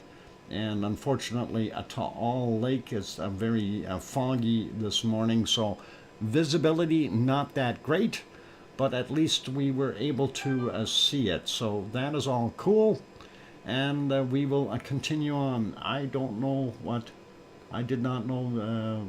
Didn't like when we prematurely guess, Doc, but I think that it's Mount Doom, isn't it? Well, Mount Doom, Old Nick, I don't think it was a Mount Doom. It was definitely Merapi. So it is, yeah, Mount Doom. Precious, my precious. Oh, never mind. Okay, that's a bad impression. Why do I sound like that guy? That weird-looking guy. Anyway, John Raper. Did I say hi to you? Anyway. Oh. Okay, let's leave that be. Let's go over to our next batch. I'm going to put it back on here for a second. While we move over to our next volcano. And that will be, where are we going? We're going to go to Mexico. I'm going to scare you. Look at this. What is that white? Somebody left talcum powder all over top of that volcano. Yes, it snowed on top, and that's what we're seeing. Isn't that lovely? Snow on top of a Popocatepetl. That is awesome, you guys. Anyway, that is 70 kilometers south of Mexico City. And that is what we were seeing this morning. It is, yep, snow all over the place. So, yeah, you can almost go skiing off the top. And we seen some beautiful snow clouds in earlier. It was actually heavier earlier. There it is. And you can see how much snow they did have. Of course, it is warmed up there since. During the night, though, I was trying to see if we had anything really major going on. Didn't see too much. This is from about 10:48 in the morning. I'm advancing this 5 seconds at a time just to expedite this. But we do see some fairly heavy ash plumes come out, and it definitely is continuing to erupt for us. This one here at 8:39 or 8:40 a.m. is actually what I ended up writing down for my little scratch notes here, and that's what we were seeing then. Again, I'm pushing 5 seconds at a time here, so we can make that go a little faster. We didn't see any snow on it at that point in time, so this morning it didn't have any, and it got a little bit more afterwards.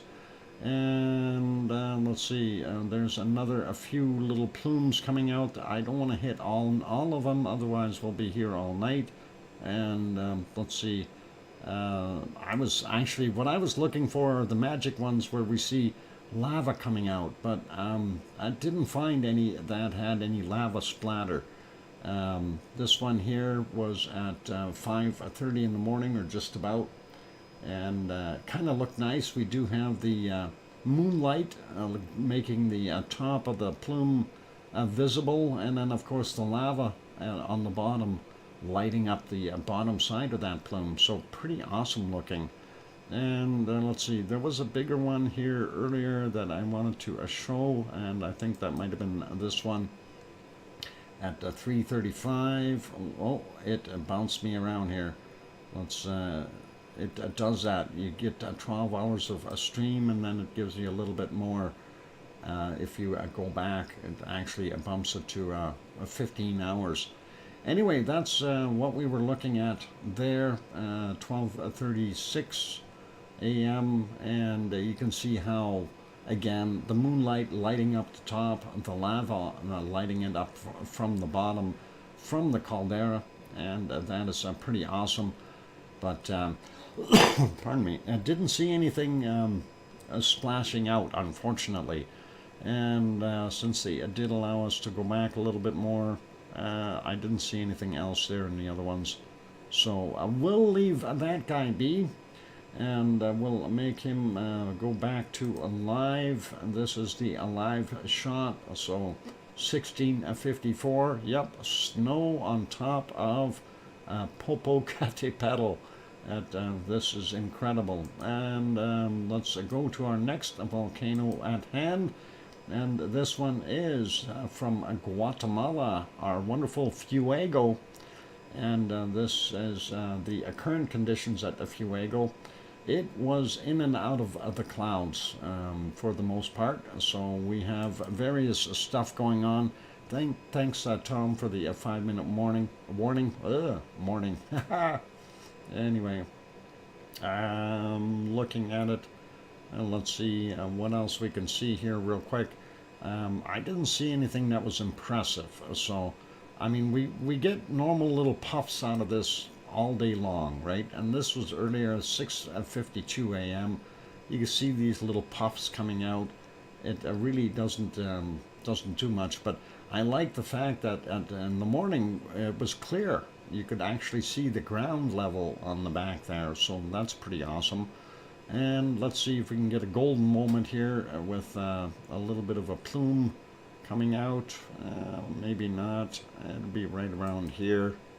Early morning stuff. So not so much energy out of it today or during the night. Here's one from earlier. You see some guys with the cameras over here taking pictures. They are in a danger zone. You know, that is an area that I just would not be up there. Well, taking pictures, it's so risky, because this thing, we know sometimes we see it shoot up 1,000 or 2,000 feet above the volcano itself, and those lava bombs, yes, those lava bombs will end up hitting back in here. Never mind here where these guys are standing, but back here where the other guys are. And of course we have that one video that actually shows how the lava bombs started that forest fire over here. So, you know, we know for a fact that that's how it works. So these guys are risking life and limb being right there. And ask any volcanologist, you know, it's a definite no-no to be that close. Yvonne Kunkel will testify to that.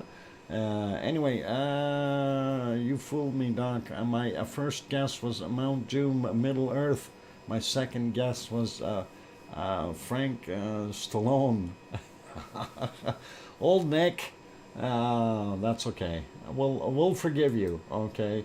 Anyway, this is back to current. And 16:59 and a few seconds, telling me it's a break time, and there is what we are seeing coming out of our wonderful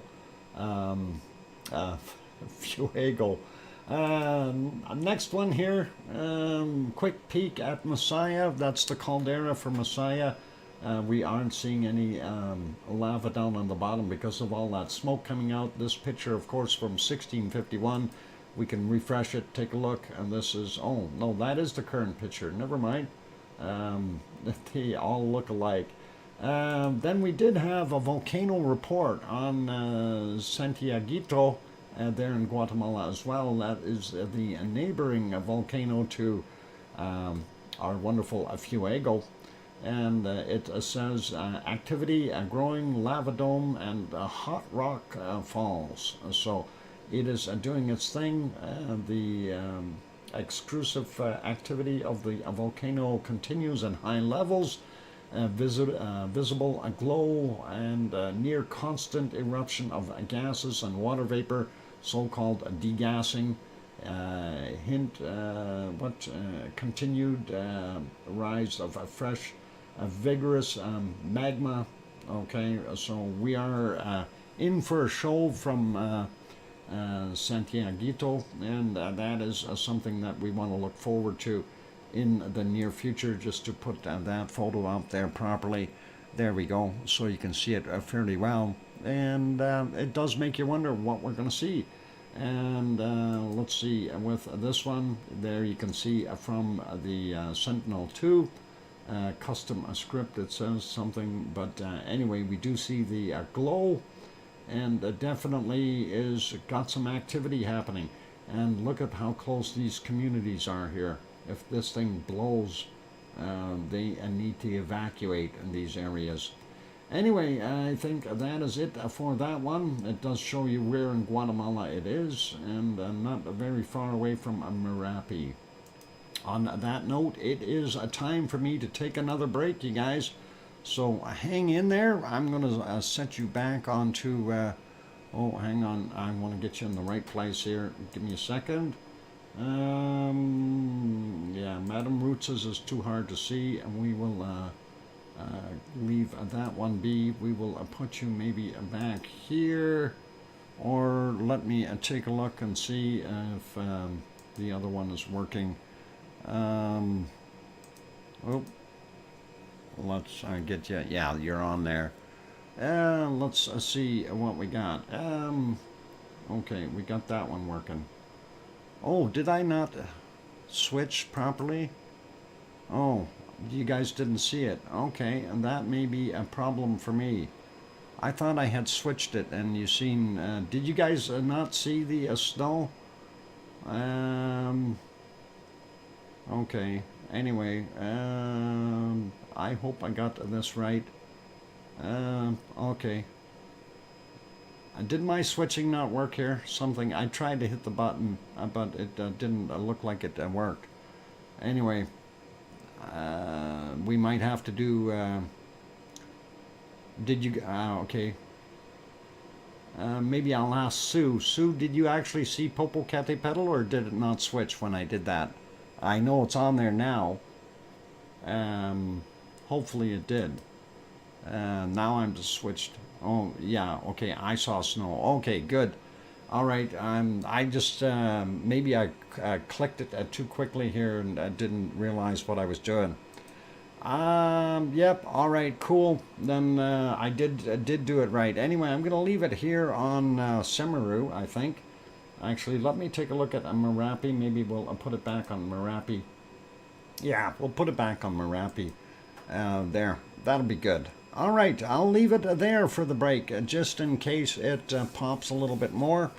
And I'm going to go take a break. I need to do that. My throat gets awful dry after about a half an hour.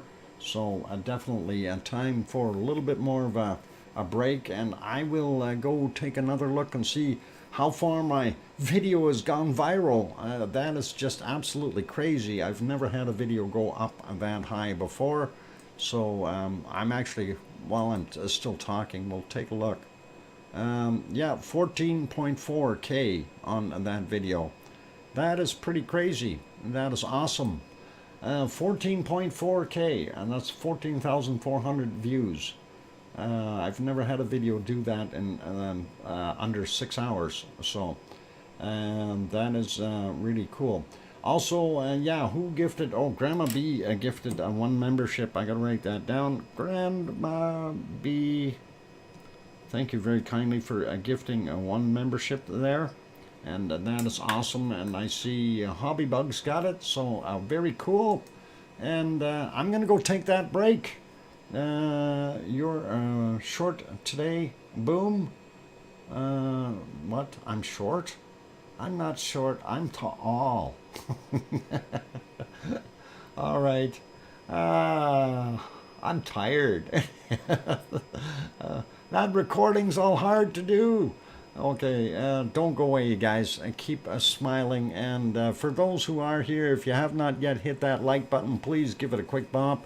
Also, if you're new to the channel and you haven't, if you're sitting out in the sidelines kind of peeking in, if you are liking what you're seeing, please do consider subscribing if you feel we've earned it.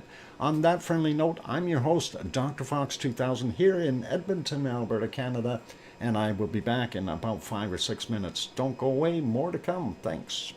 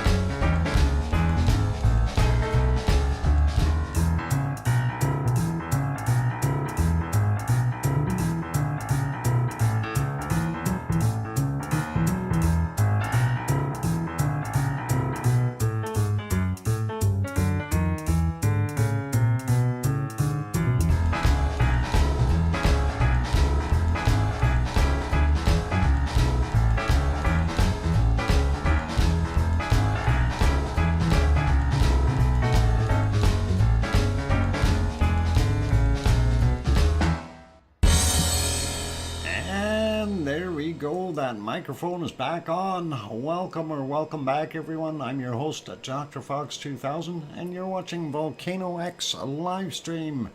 Thank you for the welcome backs from Oh Mummy of Hamsters. And she's saying, welcome back, Uncle Doc, and hello, my lovely lava family. And thanks, Oh Mummy of Hamsters, and glad that you're here. Thanks, Scott Hartman, and John Raper, and Jane Mary, and hi, Mum, Hamster Mum. Okay, and I hear you, Dr. Fox 2000, from Sharon Stewart. And Sue Hayes, thanks, and a Frosty username, and OneFish26-1, and Hermione and Fluffy, and everyone else, and hi, Bob, I see you there. Anyway, on screen is, of course, our wonderful Merapi that is making us happy today. And my video is now up to 14.7K as far as views. So 14,700 people have watched it since I put it up there. I am just absolutely floored. That is actually a record for me. So I guess they call that a mini viral or something like that. Oh, we got commercials. We don't like commercials. Oh, that's the other one. Let's see. We'll wait till the commercials are over. We got to skip them. There we go. We skipped them. Anyway, that is all good. Anyway, John Raper waving or clapping or, oh yeah, for the video. Yeah, I'm really astounded at that, and I'm very happy that we've done well with it. I'm surprised that most of the comments have been very good. I only had one condescending note in there.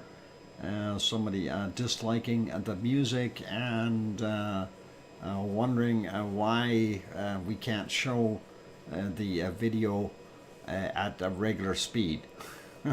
And well, when you click on something that says time lapse, guess what? It's a time lapse. It's not going to be at regular speed. So sorry, can't help you out.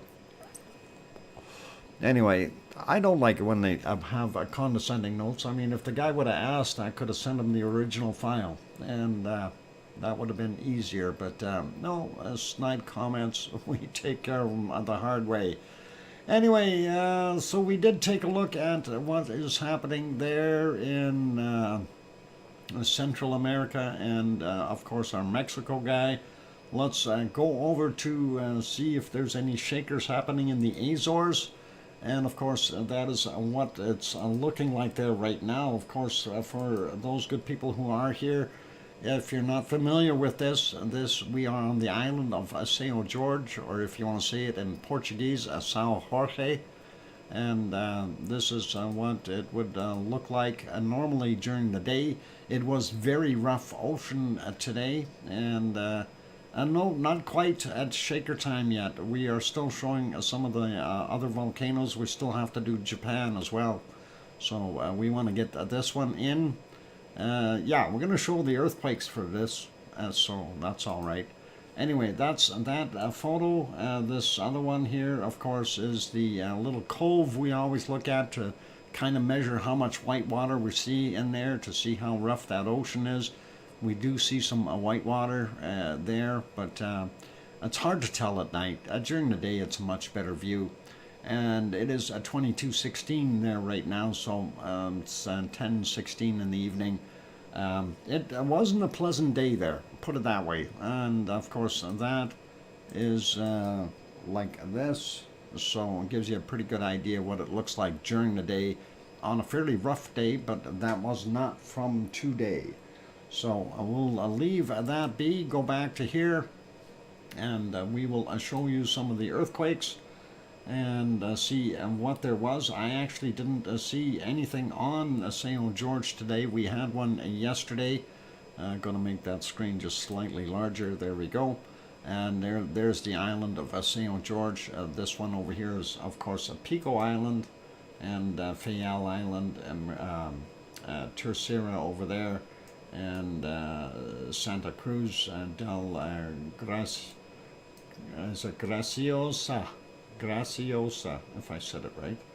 And that is what we're seeing. Anyway, let's go to the other map. We'll take a quick look and see what we have there. I do need to refresh that map so we are current.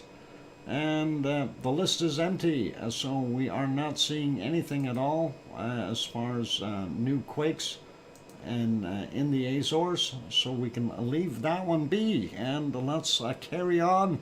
The next volcano we want to take a peek at is the one that I actually started out showing earlier today. And of course we can get rid of the big banner here. This of course is Stromboli on Aeolian Island, and there we go. And of course you can see it is kind of hazy up there, so we don't have a very good view of the lava fountain that is happening right now. You can see the shot, of course, of the thermal camera on the right hand side. So that's what we've got going on there. Albert Girl saying thank you for the great stream, Dr. Fox. I can't keep my eyes open. Sorry, we'll have to catch up tomorrow night all. No worries, Alba Girl. I understand. Some people have to sleep. Actually, it being during the day today, I don't feel that tired, so I'm good. But have a good night, Alba Girl, and sleep well. Pleasant dreams, lavely dreams, please, and that'll be good. And anyway, that is what's going on there right at this moment at Stromboli. It is in the clouds and creating kind of a foggy glow, and you can see on the thermal it is doing what it needs to do. And if we point at it there, you can see every once in a while it plumes up. Right now it just dropped a bit, and there it is. Pluming again. So we know there is some Strombolian activity there, and of course that is what's lighting that whole area up as it's continuing to do its thing. Speaking of Stromboli, though, let's go over and we will have a look. Oh, I need to go to the other screen here and give you the report from our volcanodiscovery.com. Anyway, they did have the Stromboli volcano listed. Lava flow ended. Wow. For the lava flow ending, how come we're seeing lava?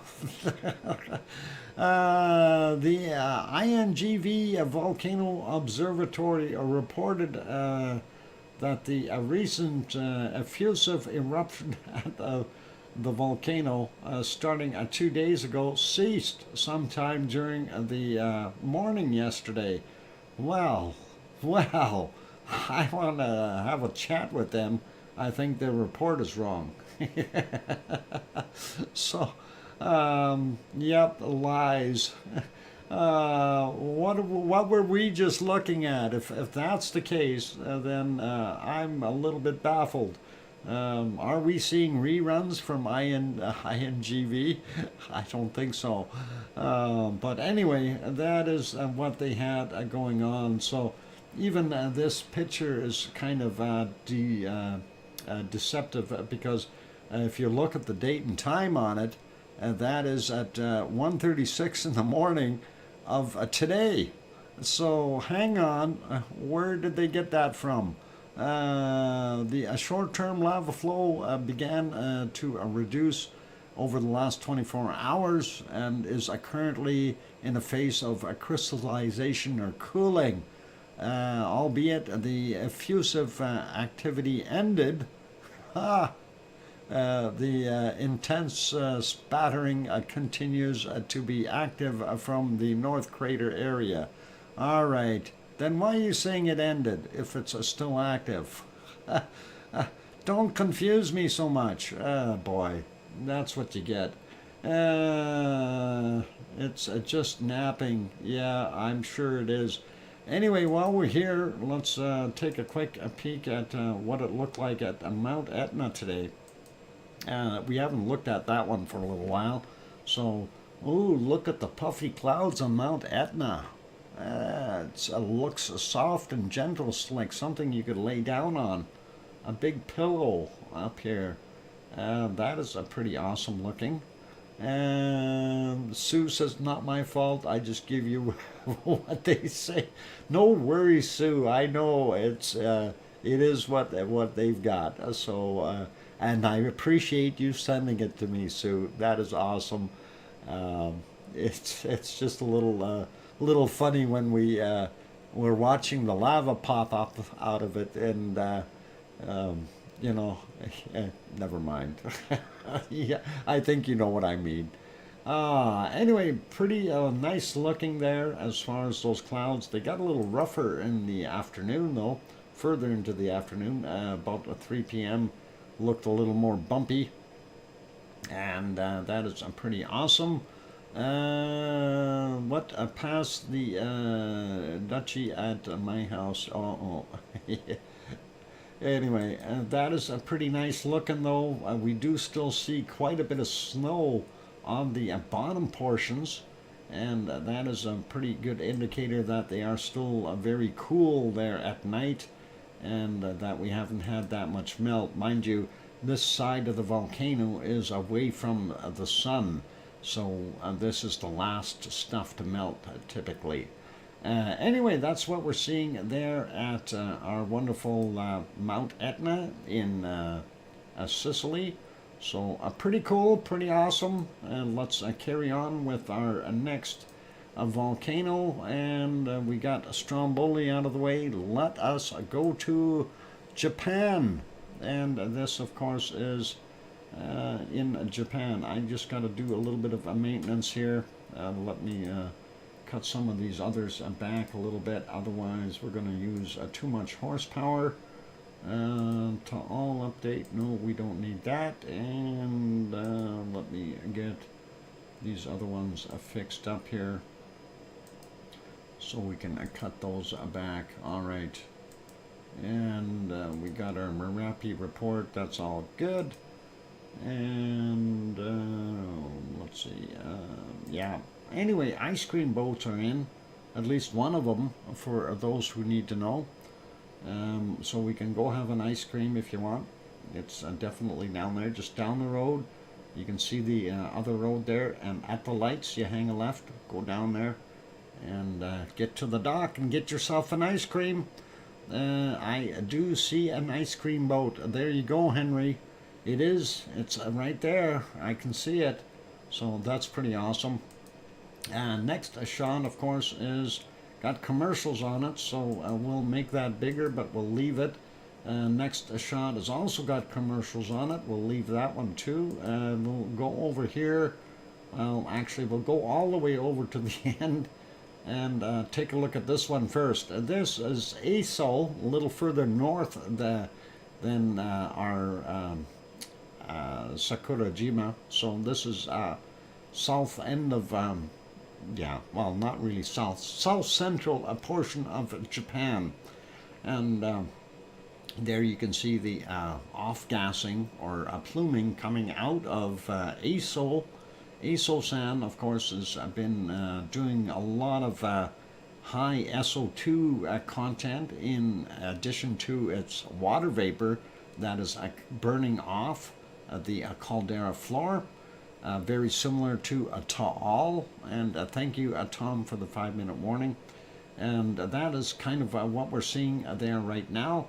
The burnt area here, or darkened area, they actually physically burnt off some of the grasses to prevent fires in the future here.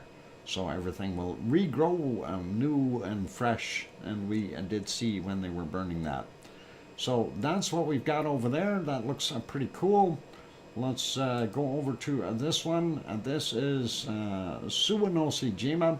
That is in one of the southern islands of Japan. And it too has been very active and busy as of late. I'm just trying to find a spot where it's showing a good plume coming out of the caldera. This might be ideal right here. You can see it is off-gassing and some material coming out.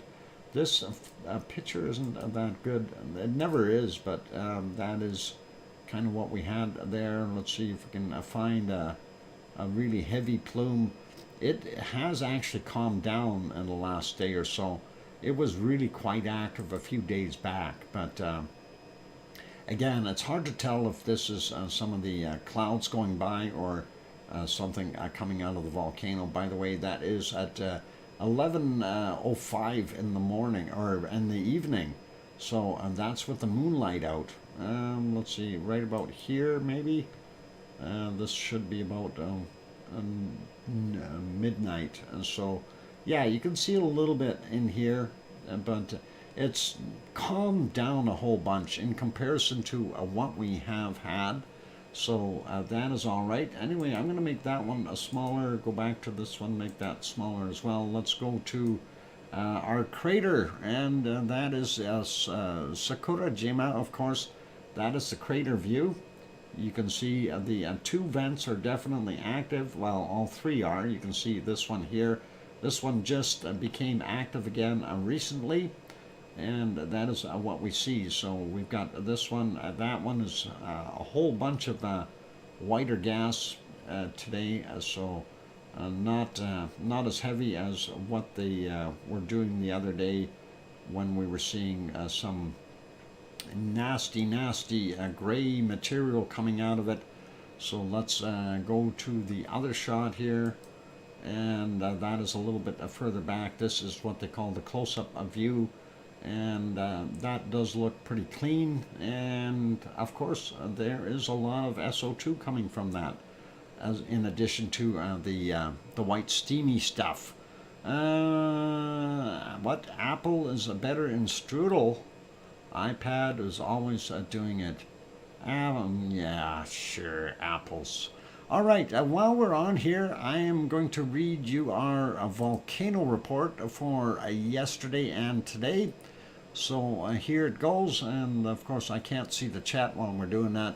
Yesterday we had, so late Friday, volcanic activity, 3 volcanoes. Suwanoshijima, the one we just looked at, erupted to 7,000 feet or 2,100 meters, reported at 2045. And then we had Shivalish up in the Kamchatka Peninsula, and that is in Russia. Explosive activity continued with ash plumes rising to 13,000 feet or 4,000 meters at 2,100. Sangay volcano in Ecuador, volcanic ash emissions to 22,000 feet or 6,700 meters, reported at 2345 last night. And for Saturday morning up to present, I guess, or close to it, we'll go through these. And intermittent emissions are reported at midnight from Sabancaya in Peru.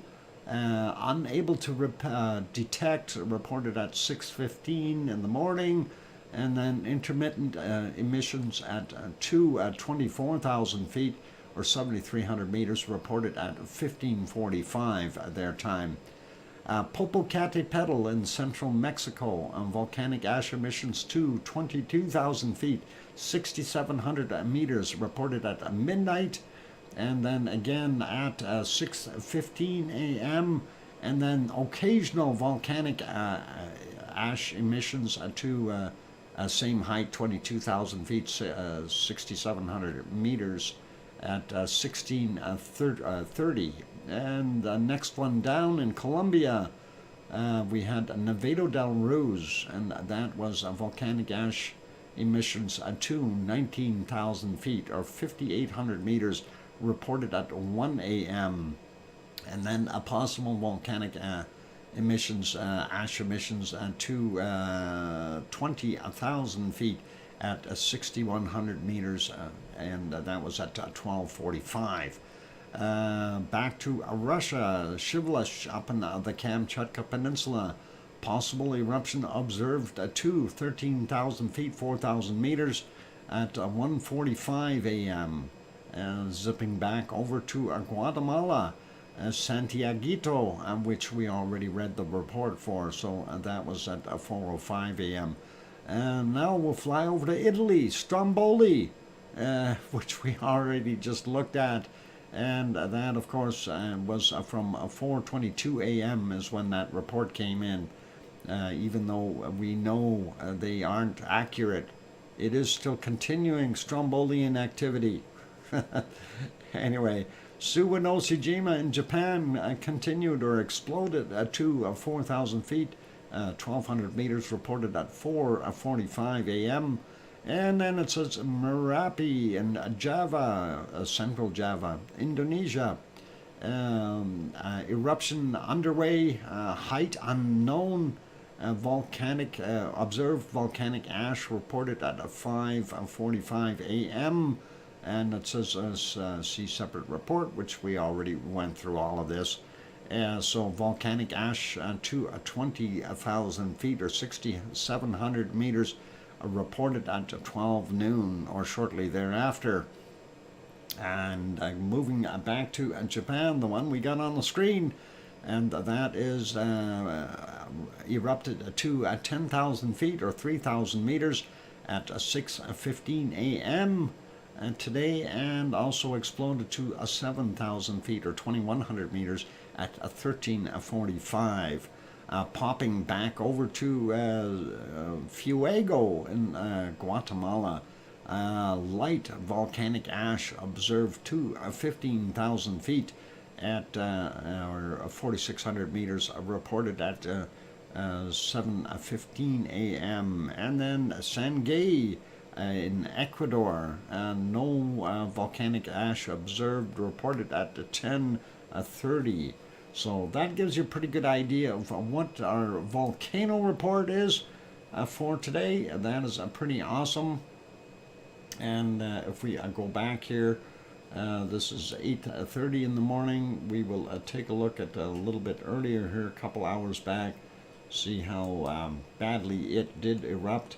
We do see that at about 6:30, and really wasn't that bad, but we know it continues to off-gas a fair amount. And I know it's break time, nobody mentioned it, but we're going to just go over this and finish off with this Japan volcano, and then we will go and take a look at our earthquakes, and from there we will go over and take a look at other wonderful things. I don't see anything else there that is going to be of interest, so we'll leave it right there, and we'll make that one smaller. And oh, hang on, we do see the middle vent right there. Before we go away from this one, it is having a little bit of a burp, and we see some volcanic ash. You missed it, Doc. Darn it, I was yeah, when I do the volcano report, Tom, I'm looking at a completely different page, so I don't see anything in the stream. What I was what right, okay, the volcano report. Anyway, yeah, if I'm doing that volcano report, I'm looking at, I open it up and make it nice and big on my screen so I don't see the chat or anything. Anyway, this is what's happening there right now. Looking at a little bit of an eruption. I think we can leave it on here for the duration of the break, unless we have something else happening in one of the other ones. Oop, that's not the one I wanted to go to. Maybe we'll leave it on here instead. Which one do you want, you guys? Do you want Semaru, or do you want the Sakurajima? Or maybe Merapi again? Let me take a look at Merapi, see what it is doing. Oh, that's Sakurajima, sorry. Merapi, where'd you go? Merapi, make me happy. Yeah, I'll put you back on Merapi, how about that? Because, Grand Zed wants Sakurajima? Okay. We'll put it on Sakurajima then. Alright, we'll leave it right there, if that is okay. That way we can see everything. I'll take any Sakura in my choice. Okay. All right. Well, we'll leave it right there, and maybe we'll see if we can make that a little bigger on that one, though. Where is it? There it is. Let's go back to the crater. There's the crater cam. Sakurajima in Japan. Bottom end of Japan. There you go. And I am going to go take a break, you guys. Don't go away. After the break, we will go over and see what our earthquakes are doing around the world. And then we will go and carry on with our SO2 and our weather report after that. So hang in there. For all those good people who are here, if you have not yet hit that like button, here is your opportunity to help out and support the channel. It is absolutely free. I guarantee it. It won't cost you a penny to hit that like button if you haven't done that yet. Also, if you haven't subscribed and you feel what you've been presented so far today is worthy, by all means hit that subscribe button. And that way you can do your thing as well and help out and support the channel. On that friendly note, I am your host, DrFox2000, here in Edmonton, Alberta, Canada. I will be back in about 5 or 6 or 7 minutes. Don't go away, keep smiling, and I'll be back. Here comes some music. Maybe.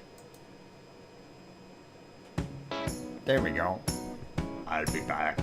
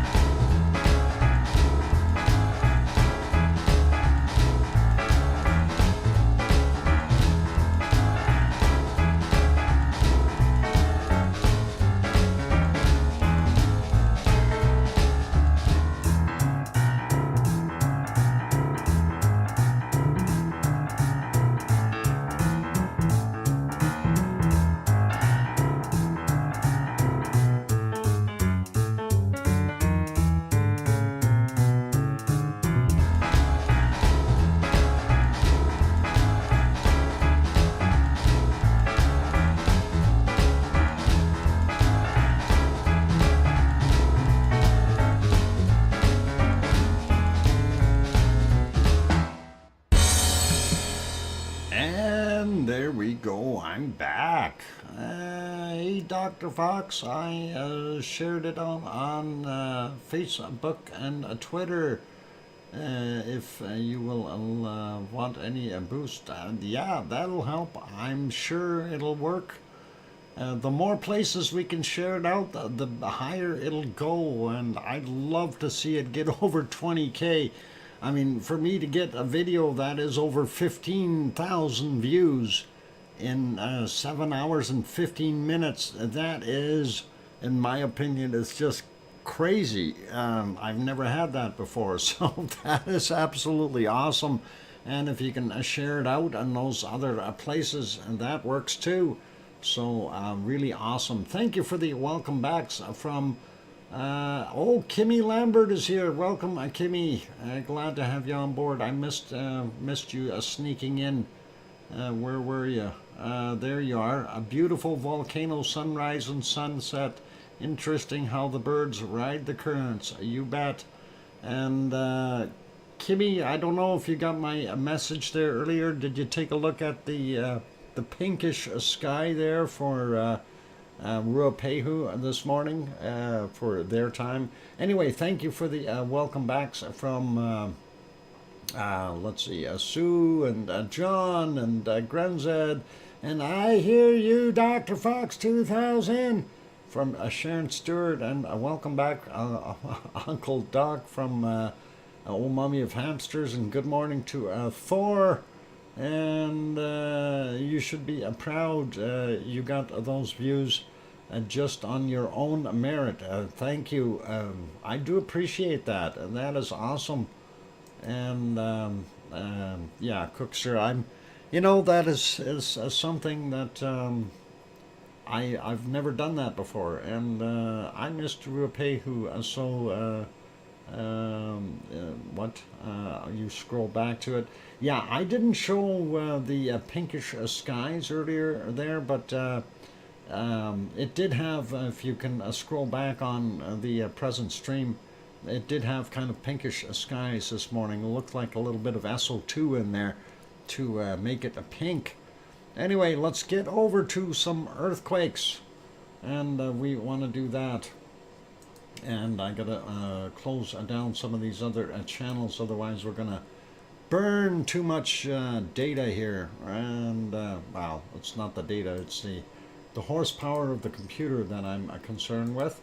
So let's see if we can make some of these a little smaller. And for those who need to know, another ice cream boat is just heading in, so that's all good. All right, and there we go. We get those back to smaller size. The processor will be happier following through on that.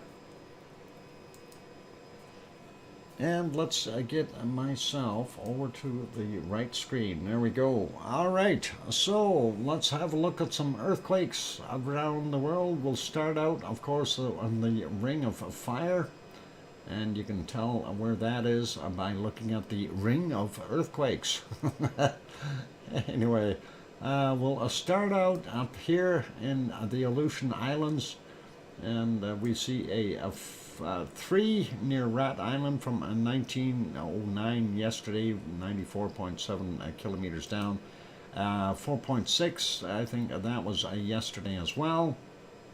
Adak Island area 1738. And we see this tremendous stack on, what is it, Tananga? Is it Tananga, if I said it right? Anyway, it's got all kinds of them in there. 4.0 from today at 12:47, 9.3, and you name it. There's the 2 volcanoes right there. And yeah, Tananga Island, and that is it's got the both volcanoes, Tananga and the other one. What is it? Takawangha or something like that. Anyway, they are there. We are seeing continued activity. Takawangha. I did have it right. So all right, cool. My memory didn't fail me today. So That is all crazy. And let's see, as we go over here, quick peek in on the other ones. This is Aniakchak. Not as many quakes around it today. And that's actually a nice picture of the caldera within the caldera. And that is just one little one right inside here, 0.7, very small, not even going to bother with that. Another 0.8 just on the outside of it. So it is there, but you know, when you look at that, you got to imagine how large that volcano would have been in the day when it was erupting. That was huge, and considering you could fit all of inside this caldera, you can put Ragnar inside here without any problem.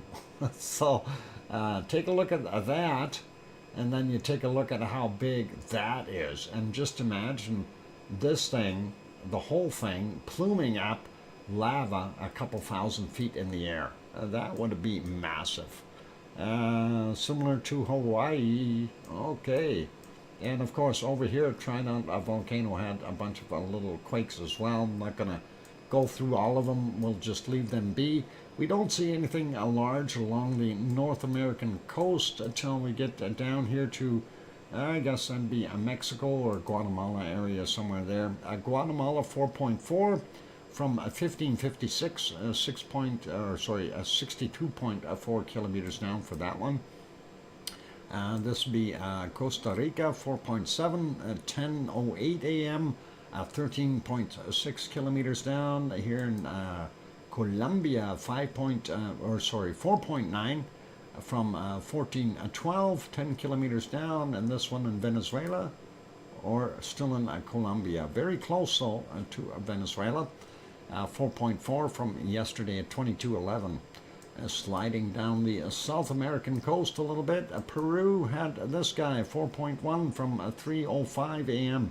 96.8 kilometers down, and then we have Chile one 4.6 and down here near Calama, Chile from 1:27 a.m.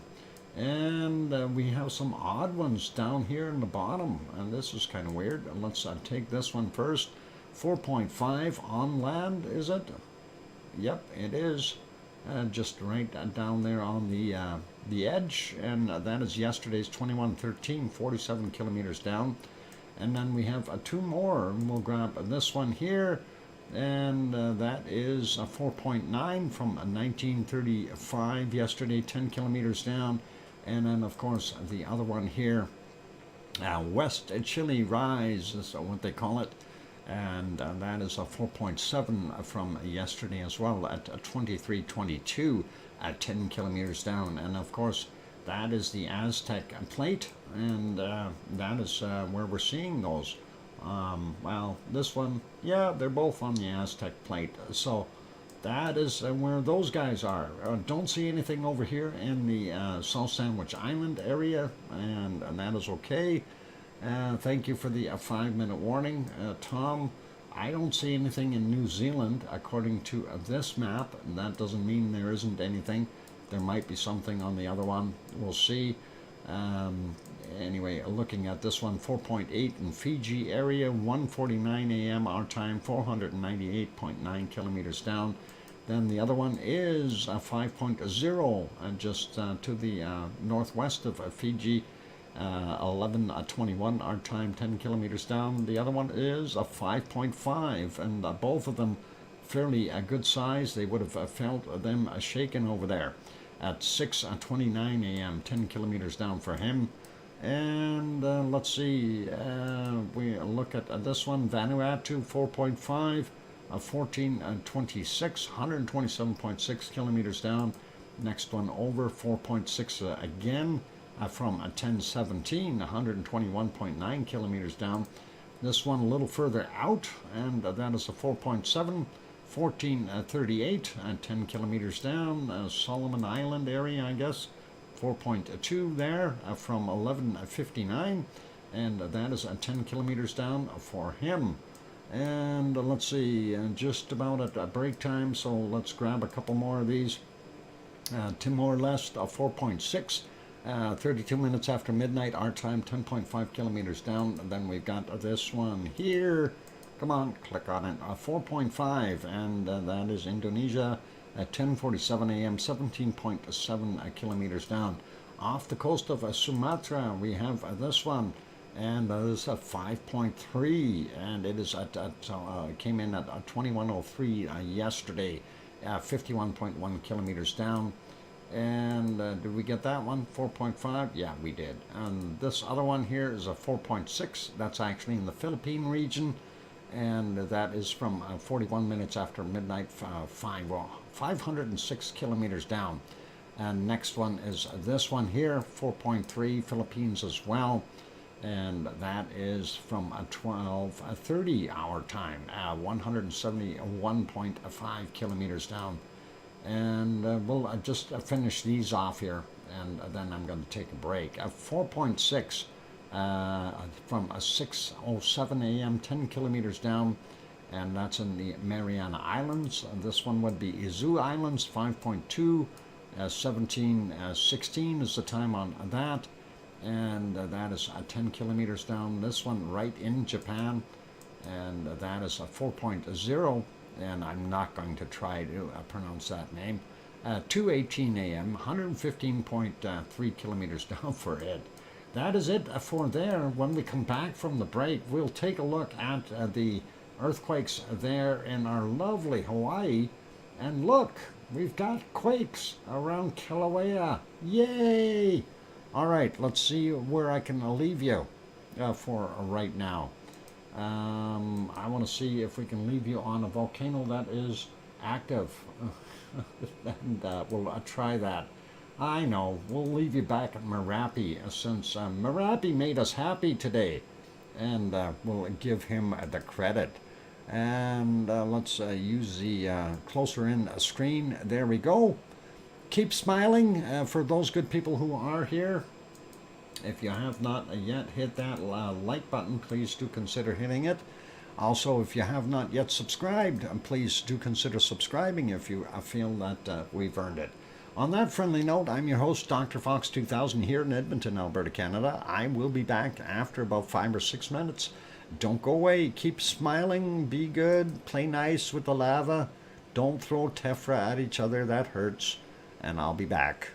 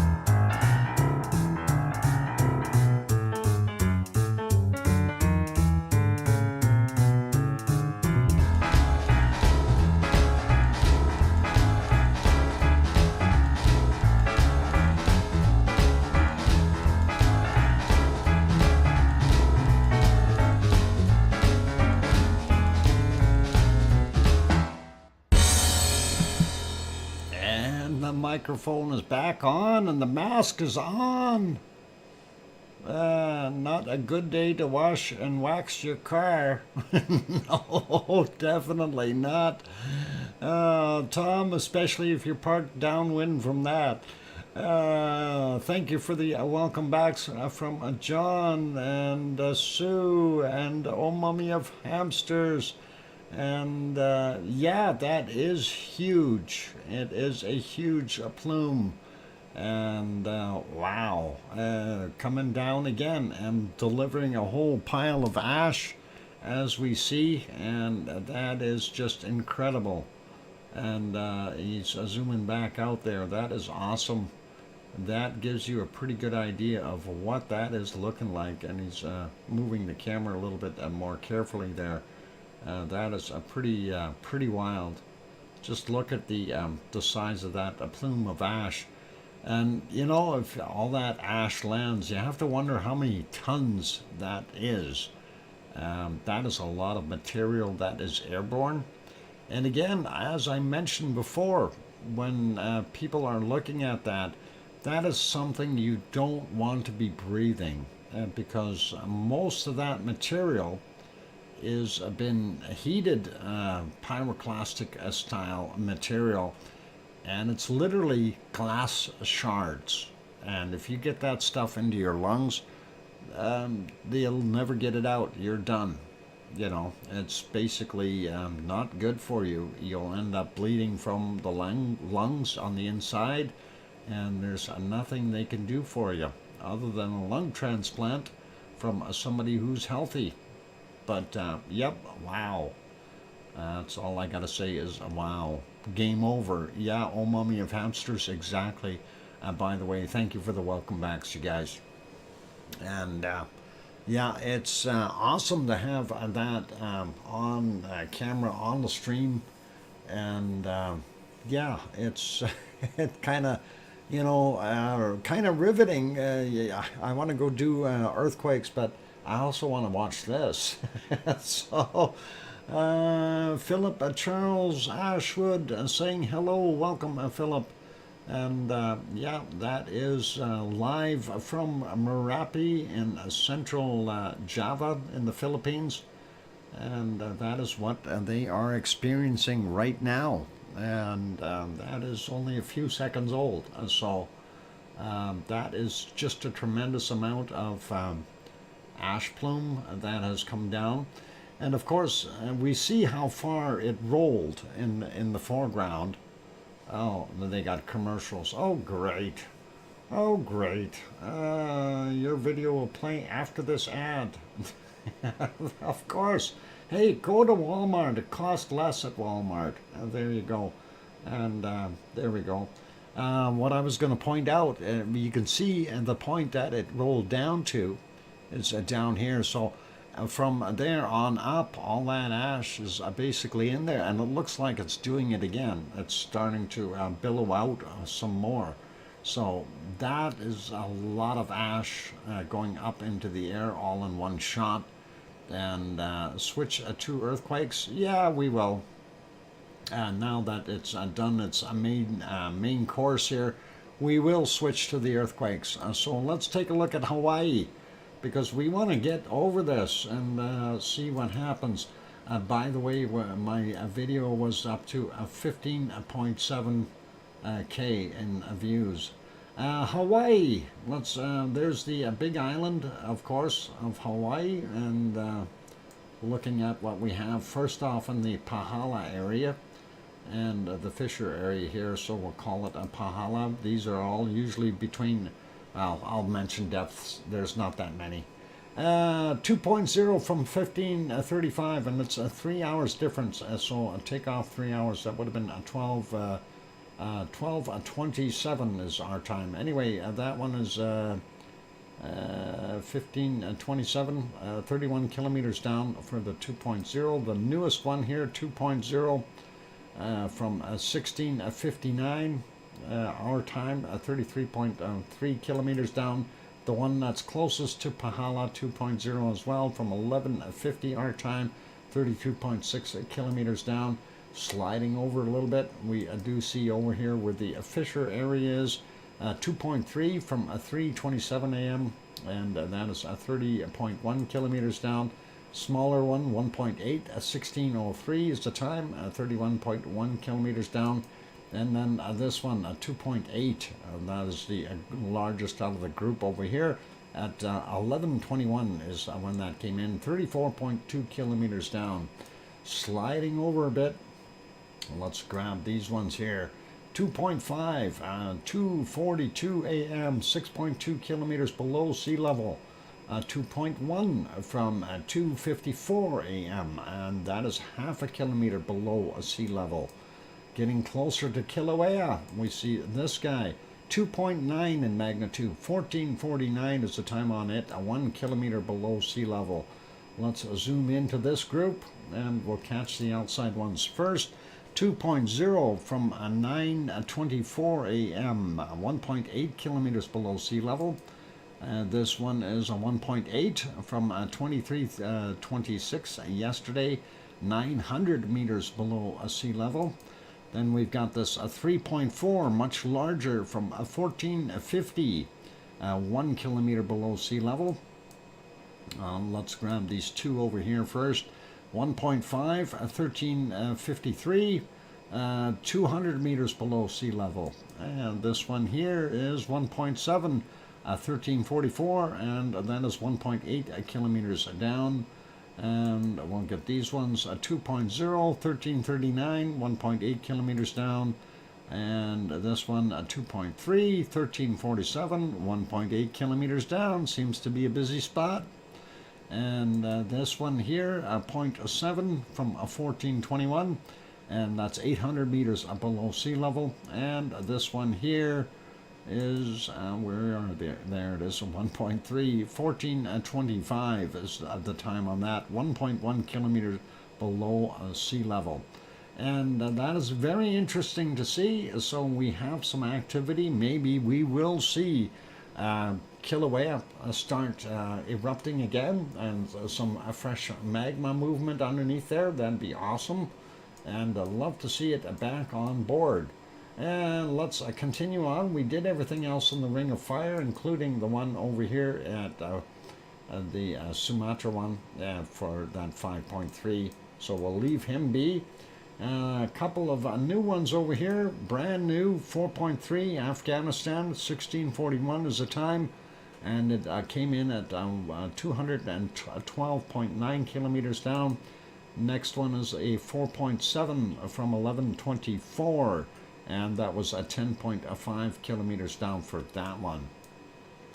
Just zooming out for a second, don't see too much else there. Let's go grab these two.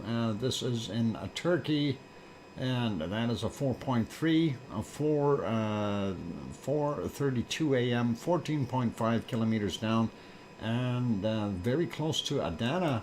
This one here, 4.3, and that is from 12:35, 4.8 kilometers down. I think Adana is just right beside it, if I'm not mistaken. Yeah, there, and or is it there? Anyway, very close. Oh no, Adana is here. That's the larger place. It's got the airport, so very close. They would have felt it over there anyway. And let's zoom back out. We do see this one up here in Romania, 4.1, 5:09 a.m., 131.6 kilometers down. And then we have this one, 4.8. And that is, what is it? Well, it's near St. Helena, but that's a long ways away. It's on the Mid-Atlantic Ridge anyway. 4.8, 7:50 in the morning, and 10 kilometers down for that one. That kind of gives us our earthquakes for that area. Let's have a quick peek at what we've got going on. Oh, not that map. I wanted the other one. Where is it? Uh-oh. That's not the one either. Where are... Uh-oh. Okay, I need to get my La Palma EQ. Darn it. Why does that happen? EQ. There we go. La Palma EQ. I don't know why that disappeared. And let's copy that link and drop it in here and go. And it disappeared on me. That's the one I deleted yesterday. I put it back there yesterday too, last night. It kind of surprised me. And there we go. We have one quake up here. 3.2 came in at 2139. And that one is 27 kilometers down. So it was worthy of having a look. That, of course, is on the East Azores Ridge. And looking here, we don't see too much. We do see a brand new one here in Tenerife, 0.9, nothing to talk about really. And let's zoom in on La Palma and see what we had for today. Nothing. We have one from yesterday, and that was a 1.9 from 2048 yesterday, 5 kilometers down. That's our earthquakes for today. So let's go over and take a look at our next goodie, and that is, of course, our SO2 map. And we'll get on to that. There we go. Going to refresh that one so we have a very new SO2 map. And there we go. So looking at what we're seeing, not too much coming off of the Kamchatka Peninsula. We do know Shivelish is doing its thing, so that's likely what that plume is from. And that is heading out into the Pacific, of course. And of course we're seeing all kinds of stuff coming off of Alaska here, and some of it may be just built up material that's still coming off. We do have a storm sitting out here, so that is cleaning some of the air, and I'm not sure what that plume is from. It does look pretty clean there in lower portions of British Columbia and parts of Alberta and Saskatchewan. Looks like another storm somewhere here, right on the Dakota's border here by Manitoba and Saskatchewan. Not so bad there. We do see a definite trough in here that the SO2 has not gotten to in Quebec. And of course that goes all the way down to the wonderful Toronto area, with the exception of Toronto. That's a very heavy pollutant area, so we see that very obvious there. Same thing around some of the bigger cities and so on, and New York, etc. We do see, though, some SO2 up here in New Brunswick. That's the place I'm looking for.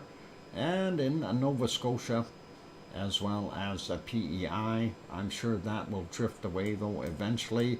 It's not so bad. Then when we take a look down here, we see Popocatepetl and Mexico City still creating quite a bit of SO2, and some of that is going into the Pacific. Some of it is being twirled back around and going into the Gulf of Mexico. Looking at what's coming off of our Central American stuff and Ecuador and places like Colombia, most of that is kind of sticking around in that bottom corner, and hopefully they'll get some rainstorms to wash some of that out of the air.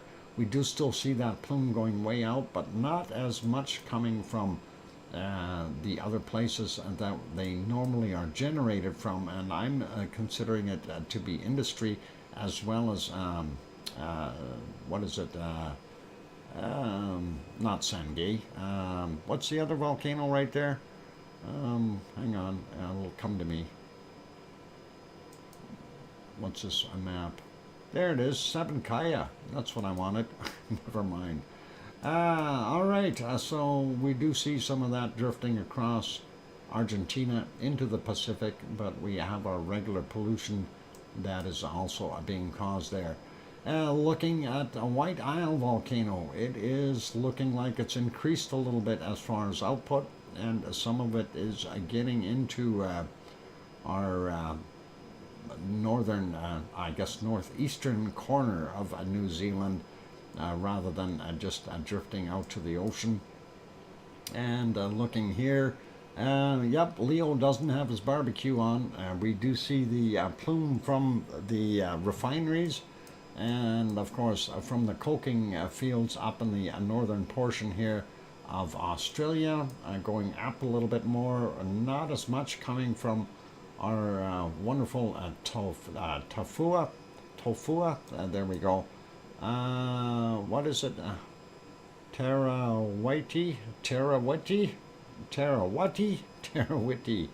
Yasur and Aoba and Gawa still doing their thing. And I'm kind of curious here what, we've got a little extra plume. I don't know if that's a leftover or something. Thank you for the 5-minute warning there, Tom. That's awesome. Appreciate that. And Papua New Guinea area, pretty normal. We see a pretty normal from Luolatak. And we go and take a look at Semaru, heavy as usual. And right now the map is not reflecting anything really heavy from Merapi, but I am sure that we will see in a few hours, we will see a larger plume, probably similar to this density over here in that area, as long as Merapi continues to do what it's doing.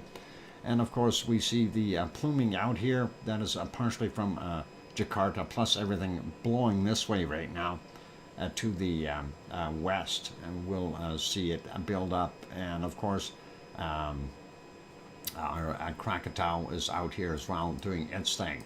The other guys I'm going to just leave alone and skip those. They're not bad. Ibu and Dakono still working away. Melan and Bulusan, not so bad. Taal, of course, right here in the Philippines, it is doing what it is normally doing, plus we have a bunch of people pollution there, so not going to change that. China, normal, heavy polluter, same with Taiwan. And zooming in here a little bit, we do see a little bit coming from Suwanosi-jima, and this plume possibly from Sakurajima, as well as from Aso. It's sometimes the way the wind blows, it changes directions, so this could be a whole kind of added thing from those two volcanoes, and giving us a kind of a false impression. But we do see a lot of SO2 in this area, and that is the way it is. And like I said, this one likely shivelish up here on the Kamchatka Peninsula. Let's take a look at that picture, and that is a different one. This is Kazimin, and don't know which one that actually is. I've never heard of it. So different volcano. Pretty heavy SO2 in India, and we see that. Sri Lanka looks good. Normal stuff down here in South Africa, as well as the DR Congo area. We do see a little bit here from Urta Ale, but that is overshadowed by the immensity of what's coming out of the oil refineries in Saudi Arabia, Kuwait, Iraq, and Iran. Iran actually not so bad today. And looking here, we do see this plume. That is from Mount Etna. Not seeing so much coming from Stromboli or Volcano, but I'm sure they are adding to the plume slightly. And looking at what we've got in Europe, fairly heavy up here. I don't know where that's all coming from. We'll take a look. A little bit in England. Looks like France and Spain and Portugal are very clear. Most of Italy and Sicily doing all right. Germany's got a fair build-up, as well as Holland, and then we see portions of Belgium has got some as well. And then Denmark, all that heavy industry in Denmark. Oh, hang on, they don't have any heavy industry. It's just blowing over top of them. I don't know why. Same thing goes for Sweden, but the top half looks pretty good. And Norway as well. And of course Finland. Again, you know, one of those things where you have to wonder, is it all just compacting in one area and just going through? Because they don't have a lot of big industry there. And Iceland, looking not too bad, partially clear, but that is it. So that's all cool, you guys. we'll open up a new fresh weather map, and we will take a look at what we've got there for weather after the break. Thor says off to bed. Got a breakfast date in Barcelona. A friend will pick me up and take me into town, and then we'll drive down to Sevilla, and I drop him on the way back. Going to be a good Sunday. Excellent. So enjoy that, Thor, and safe travels, and hopefully you don't have too much SO2 there. And good night to you. All right, I'm going to take that break. After the break, we will come back and do the final portion of our wonderful stream. And of course, that is doing our weather. So stay safe, play nice in the lava, you guys. I'm going to see if I can put you back onto, let's see, where are we going to put you?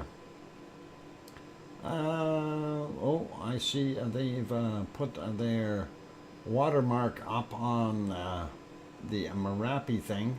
So I'm going to leave that alone for now. And we will go here to Semeru, or hang on. What haven't we looked at today yet? What's our other one doing here? We haven't looked at anything there in Yellowstone yet. We'll leave you there for now. How about that? Yeah, Hawaii really didn't have a good picture today. Hawaii was in the fog. It's raining there in Hawaii. We got water drops on everything. And they zoom that camera out. I'll show you Hawaii real quick. You don't want to watch that. That's Hawaii right now. So I'm going to put you on Yellowstone. How about that? For now, since we haven't looked at Yellowstone for a while, you can watch the steamy buffaloes in cold areas. Don't go away, you guys. Yeah, no thanks. And yep, the rain is all good. So I'll leave it there. It's only for 5 minutes anyway. And you can watch the buffalo dig in the snow for food. I'm surprised there's that much snow still there. And it should be melted by now. Anyway, don't go away. Hit the like button if you haven't done so already. And hit the subscribe if you have not yet subscribed to the channel. And on that friendly note, I'm your host, DrFox2000. I'll be back after the break, and we will do weather, whether we like it or not. I'll be back. Don't go away.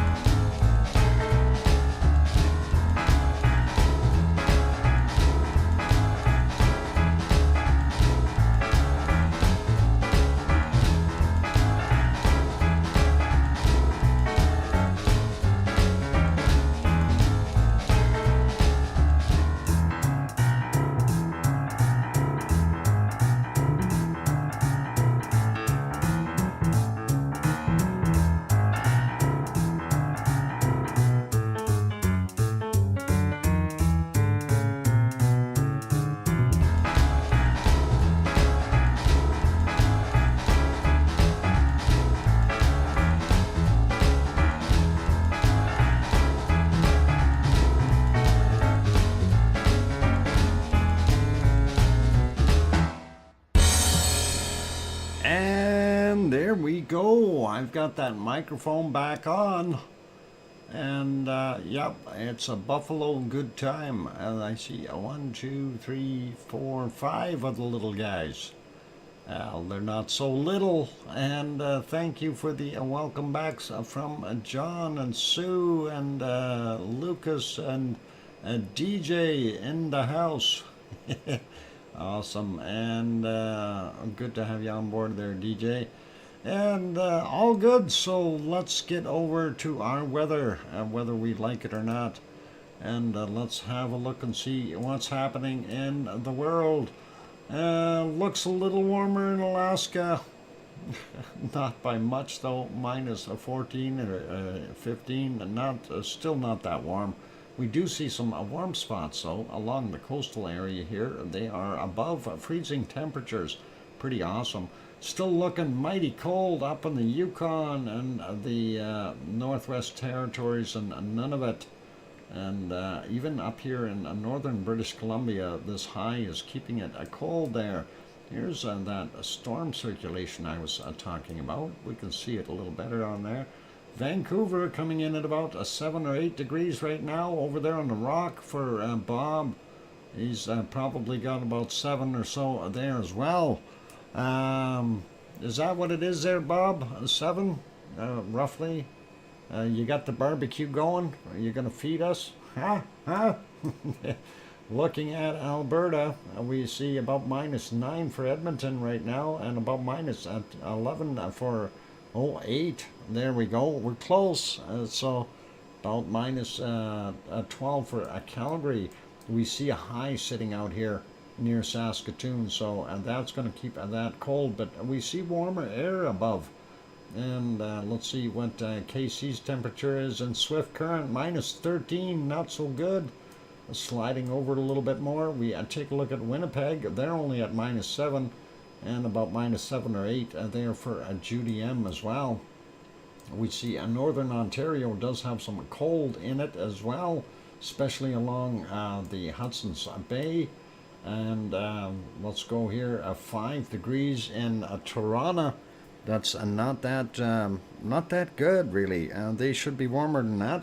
But hey, I'm not there, so I don't. Doesn't really matter to me. Minus 7 in London. Detroit showing about minus 1 right now. Tom and Pepper's Place here, 2 degrees in Chicago, and about a minus 2 there for Henry if he's still watching. And let's slide up and take a look at Montreal. They got a warm spot at 0. Quebec City as about minus 5. And we see kind of a mix of about minus, minus 2 or 3, all the way down to about minus 7 there in New Brunswick. Looks like a lot warmer in Nova Scotia. We see about 0 there for Halifax, and then Cole Harbour coming in at 1 degree. That is pretty awesome. And kind of the same thing over here, except for the interior just a little bit cooler for Newfoundland. Zooming out a little bit and looking at the Labrador area up in the top there, they are minus 13, 14, depending on where you are, all the way up to about minus 2 down on the bottom end. So pretty good. Northern Quebec, of course, got that same cold that they have over here just in the other area down below. Looking here, 9 degrees in Portland right now. That is absolutely beautiful. And do I see red down here? That is actually nice to see, and they are starting to warm up. We got 16 degrees there in San Jose, and Los Angeles coming in at 16 as well. Death Valley, oh my god, it'll be at 26 or 27, 28. You're gonna die of heat. Las Vegas, 22 degrees right now. Wow. Mexicali, 24.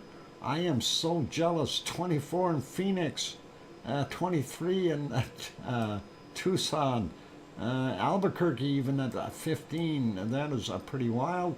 And look at that, actually seeing 31, 32 degree temperatures down in the southern portions of Texas. Corpus Christi coming in at about 22, 28 in San Antonio, 22 and 28 in Austin, and we got 25 there in Houston, Dallas coming in at about 25 as well. That was my virus protection thing telling me that I am protected and did not find any threats. I'm glad you let me know that. What incredible weather. I gotta take a look at that email for a second. Let me read that really quickly. Okay, no, that's something from Susie. I will take a look at that later. All right, we do see where the cutoff line is, though, for that heat. And we go to places like New Orleans, and they are not bad. At 23, we see Oklahoma is just on the cusp of that temperature, and they're at about 14 there. Tallahassee 18. Let's see, Miami 24. Jacksonville over here about 15. Atlanta on the cooler side at 13. Charlotte coming in at about 9 or 10. Grandma B's house about 7 degrees Celsius. And that is not so warm. 7 in Virginia Beach, going up to Philadelphia, 2 degrees.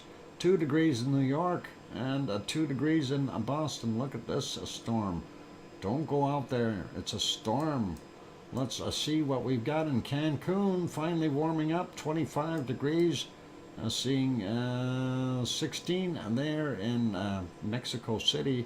Popocatepetl has got snow on it, so Acapulco coming in at 26. We do see the heat starting to really build in this area, though. So nice to see that. And it tells us a spring is on its way.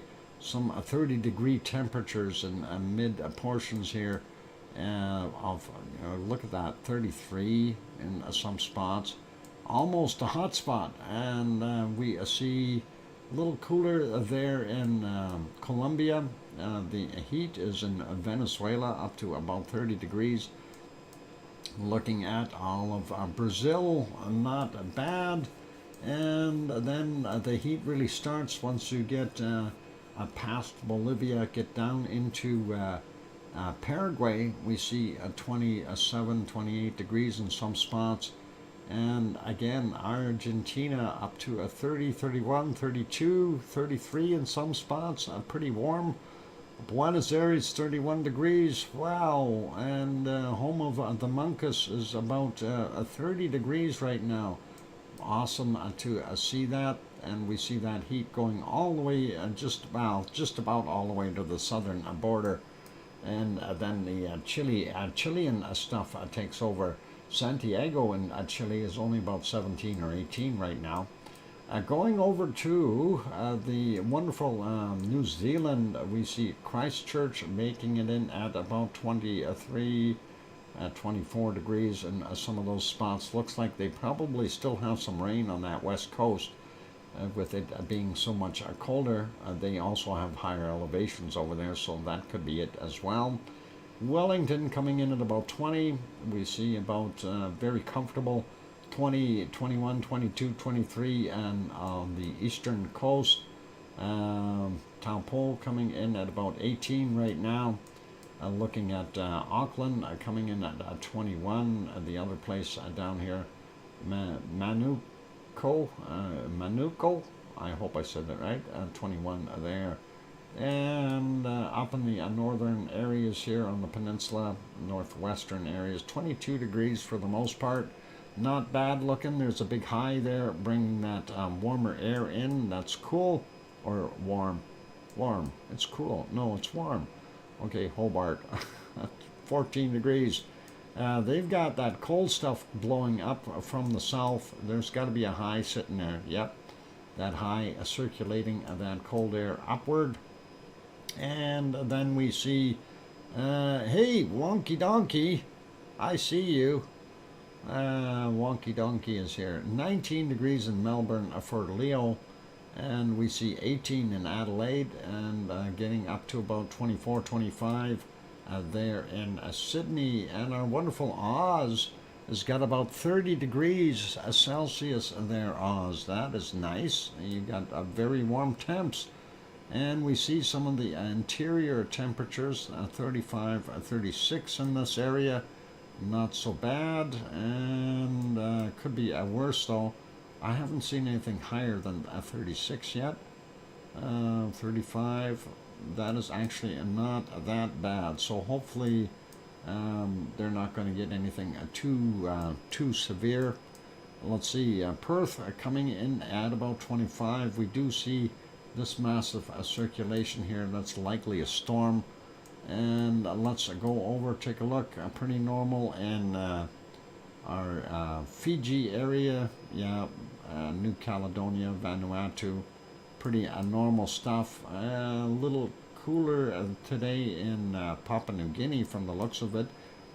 Eastern part of Indonesia still fairly warm. Not so bad though. And same thing goes for most of Java and eastward. A little cooler by a degree or two in Sumatra. The other areas looking pretty normal with nice temps, 23, 24, 25. Bangkok coming in about 26, 27 degrees kind of thing. At least I would think. And 28. So yeah, we're a little off on the map, but that's okay. 28 in Manila, and not bad for the rest of the Philippines. Pretty normal there. We got that dividing cut there, the high ground there in Taiwan, and of course the lower areas a little bit warmer. So that is pretty good. And looking at Kagoshima, where our Merapi lives, 18 degrees right now, and going up a little bit more. Taking a look at Tokyo, only 14 right now. Still a little bit better than what they've been getting. 5 in Sapporo, and let's go up to the Kamchatka Peninsula. Some spots still down to minus 28 degrees, but down here on the tip, and they're at 0. So variable weather there, and that is okay as far as temperature. Sliding over, looking at Sri Lanka, a little cooler right now, that's okay.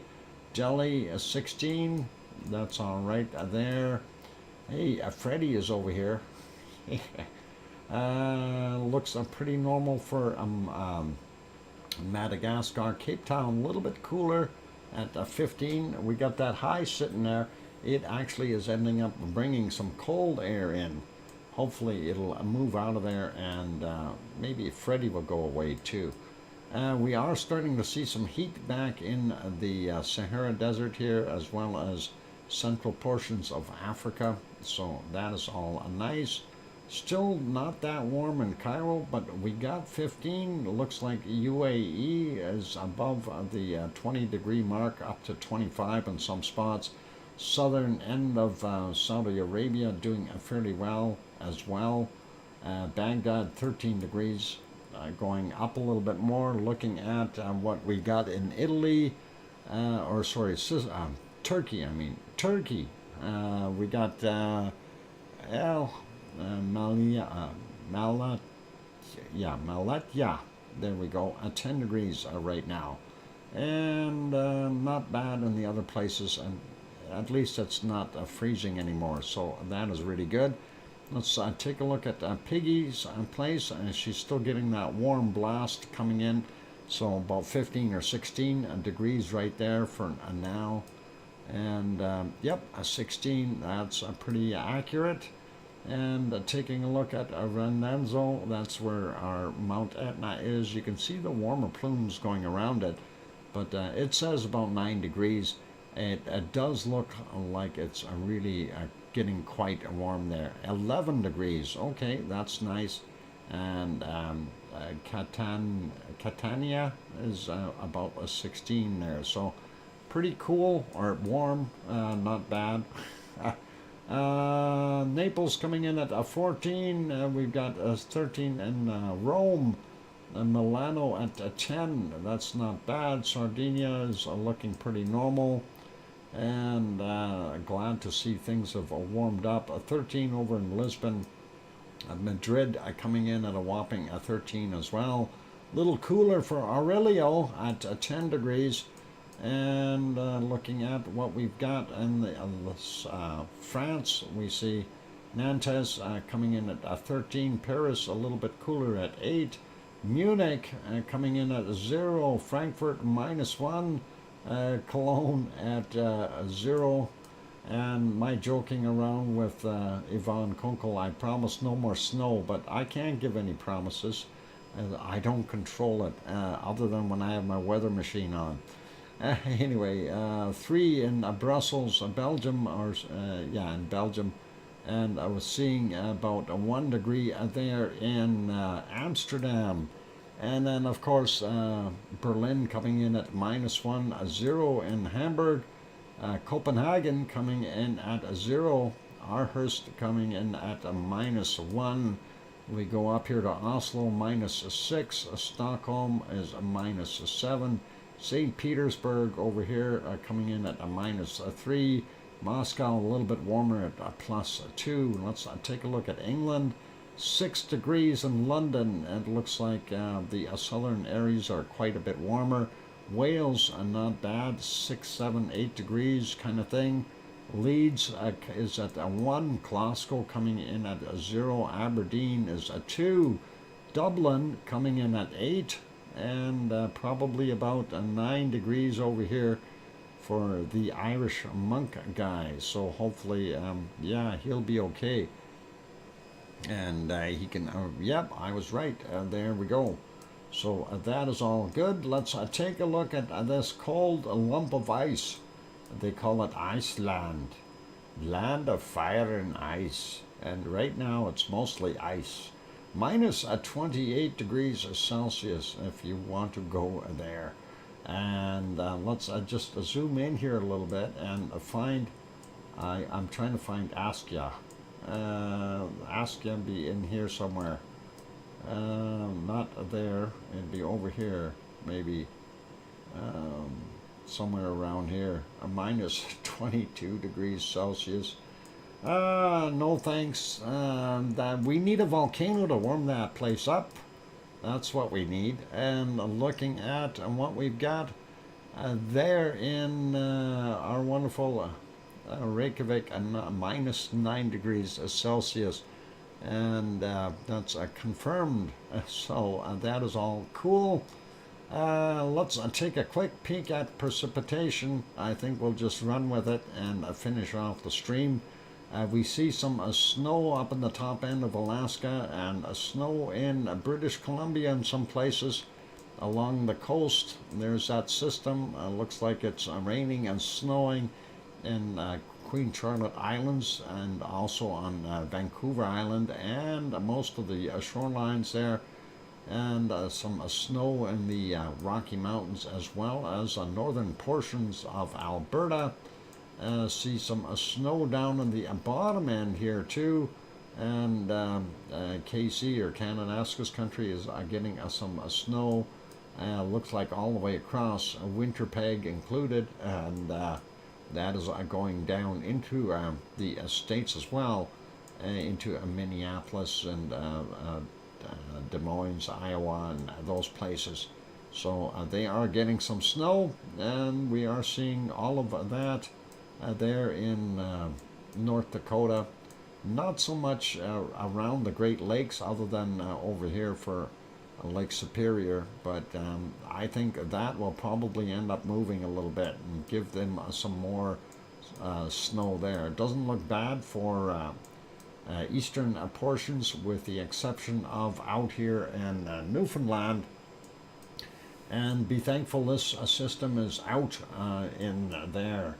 Looking at what we see if we go down, California still getting bombarded with more precipitation in various places, and they likely still need that.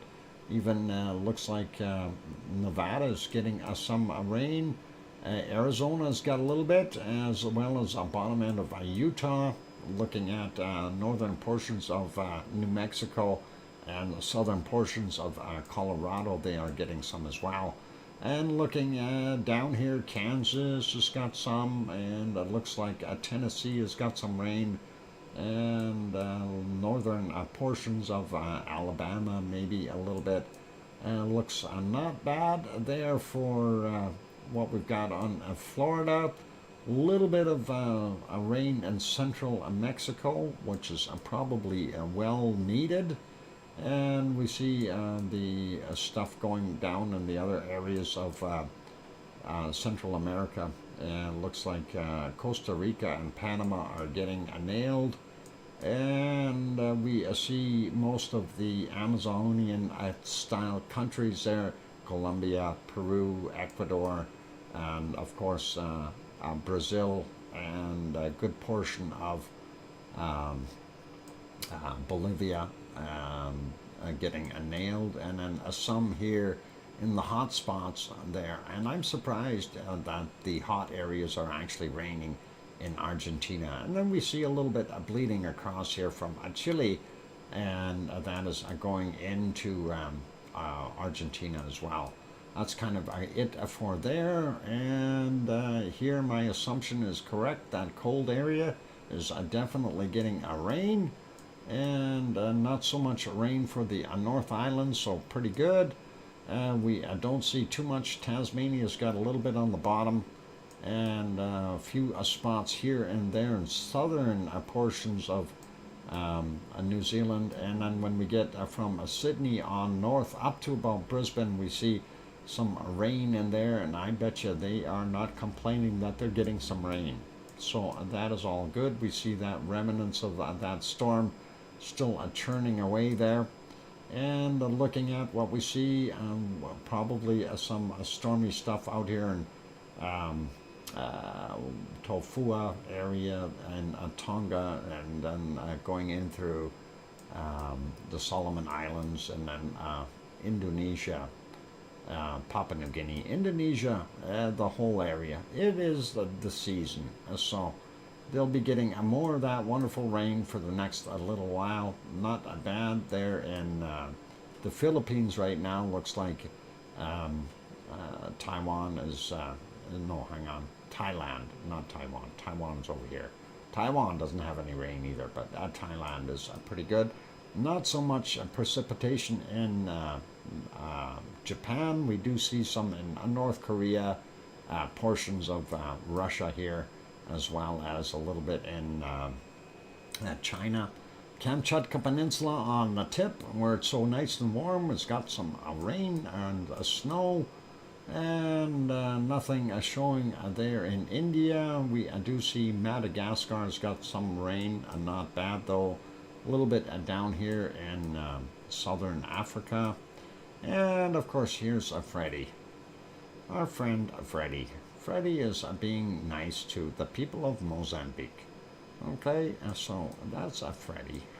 Anyway, we do see the other areas, the jungle-like areas are getting some rain, not bad. We do see some rain in the interior of the Sahara Desert, of the Saudi Arabia, which is actually technically part of the Sahara Desert, so that's not far off. Piggy might be getting some rain too with her nice temperatures, and I'm sure they're not going to they won't complain if it's nice. But we are seeing a lot of rain dropping in Turkey right now. Looks like Greece just on the coastal areas. We do see a little bit here in our Sicily, and the top of the shoelaces of the boot of Italy are getting some, and the zipper part in the back. All right, looks like we've got some rain along the highlands here between France and Spain, a little bit in Portugal, nothing major. And looks like the Alps, both Italian, Swedish, and Germans are getting a little bit there of rain. We do see some rain in Paris area and those, as well as Belgium. It looks like Germany is pretty clear. Looking up, not too much in Denmark. We do see some stuff up a little further north here in Sweden, and then of course Norway, the Norwegian coastline once again getting nailed. And then looking at England, that's more normal, some rain in England, and snow up in the northern portions, including up in a southern part of Scotland. Not so much rain there in Ireland. And let's see what we got here. I got a frog in my throat. Ribbit, ribbit, ribbit. He wants out. Anyway, it looks not bad in Iceland. A little bit of snow up in the top. So let's go find our cold temps, and then we will end our show. So let's see what we can find real quick here. See how cold things are. Minus 52 already. I see minus 53. And let's see if we can find something a little colder than minus 53. There's a 50. Oh, I see a 55. Minus a 55. And let's see. Do we have a minus a 56 somewhere? Minus a 55. There's a 55. Okay. Going to be one of those days, is it? Oh, hang on. I just seen it. There it was. Somewhere in here. Minus a 55. Where are you? Minus a 56. Oh, there you are. Minus a 56 right there. Is there a minus a 57? No. We see minus a 56. I don't know if we're going to find a minus a 57. I don't think so. Unless there's another spot that's cold. Really, really cold. It's all cold, but I'm talking about another colder place.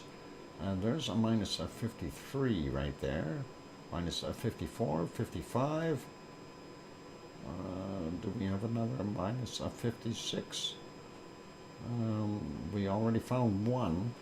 There's another minus a 56. Maybe we got a chance at a minus a 57 here. I'm going to have to live with minus a 56, you guys.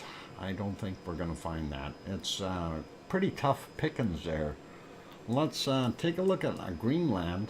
It got colder again, so Greenland should be okay to get a minus 48 or something. No, minus 42 so far. What do we got? Minus 42, 41, 42. Let's zoom in a little bit and see if we can find anything colder than a minus 42. Oh, I seen a minus 43 in here a second ago. Where'd you go? Yep, right in there, minus 43. And do we have anything colder than minus 43 degrees? And minus 43. Don't see anything colder. Minus 41. Okay, minus 43. So we'll remember that is there. Let's take a look up on the northern portions here. And over on the other side, a minus 42 right there. 39, no. Where'd that 42 disappear to? There it is. Minus 42. We got minus 43. We need something colder than minus 43. I don't know. I'm going to have to live with that, I think. Minus 41 there. Oh. No, don't want that. Minus 41. Yeah, there's a minus of 43 is in here. Looking for a minus of 44. Not seeing it. Okay. Minus of 43. We zoom right in. Do we see a minus of 44 here somewhere? Oh, right there, minus of 44. And that is awesome. Okay, minus of 44. Do we get a minus of 45? We got a minus of 44. And no, minus of 44. I think I'm going to have to live with it. Minus 44 for Greenland. And we'll leave that. And Canada is going to be, the Canadian Arctic, going to be a real tough find here today. Let's see, minus 34. That's not so good. There's a minus 37. Let's see, anything colder right there? No, that little spot, minus 37 so far. Gotta find the cold patches here. Minus 35. No, that ain't gonna do it. 33. No. Minus 34. Nope, nope, nope, nope. Nope, nope, nope. Minus 35.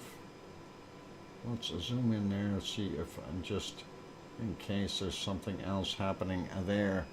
Minus 35. That don't look so cold. What do we got over here? Minus 32. Nope. Nope, not there. What about in here? Minus. No, we don't see it. Don't see it. Ooh, here's some whiter spots. Minus 34.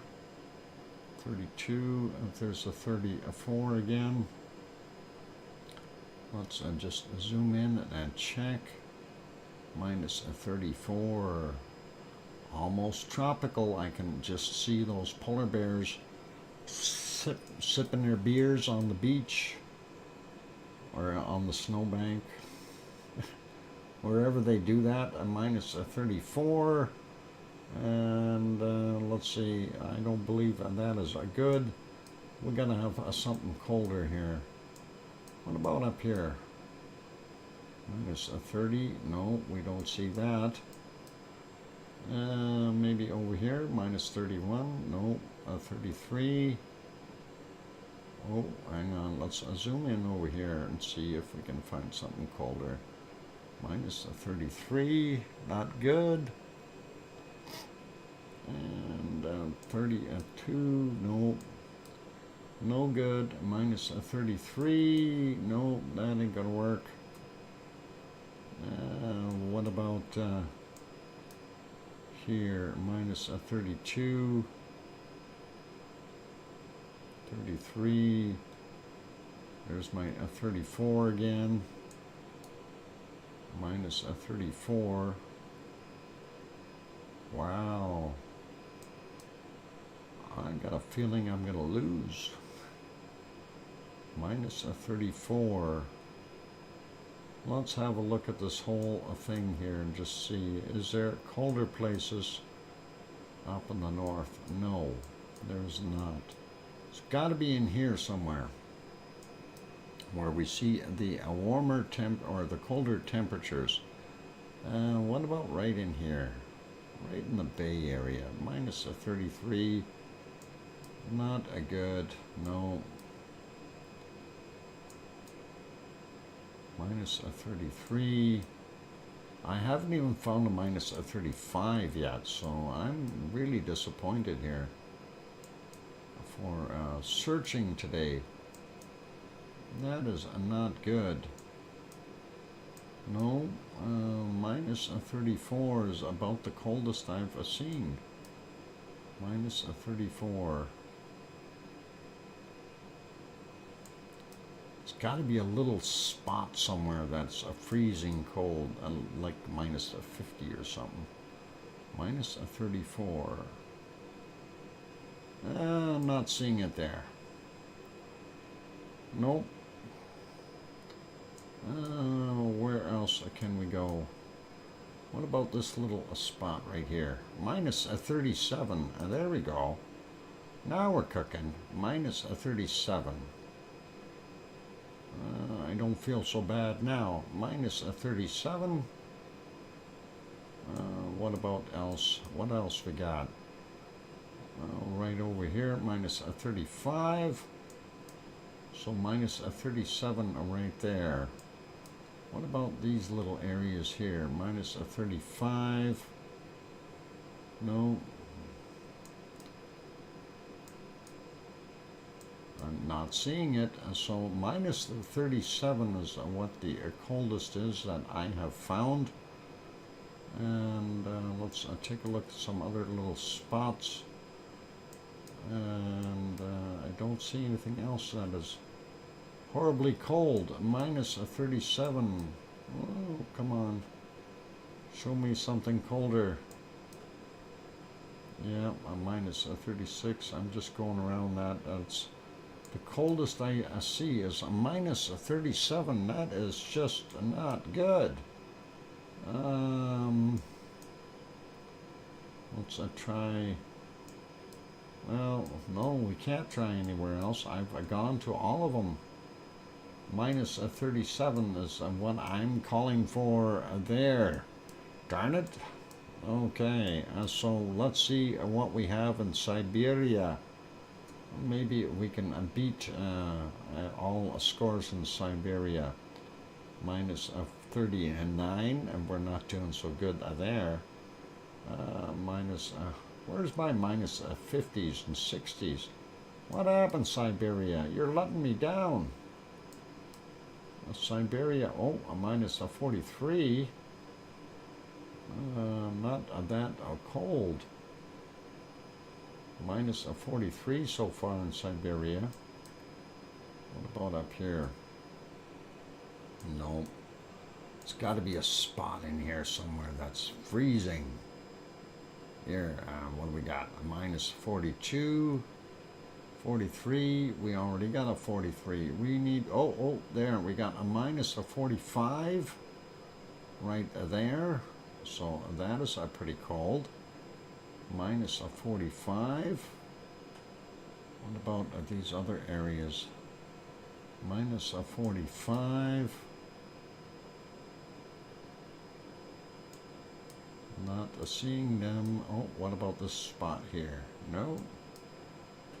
Minus a 45 is all we got so far. And we'll have to try to dig harder. I'm sure there's cold spots here somewhere. Minus 37. 38, 36, no. 37, no.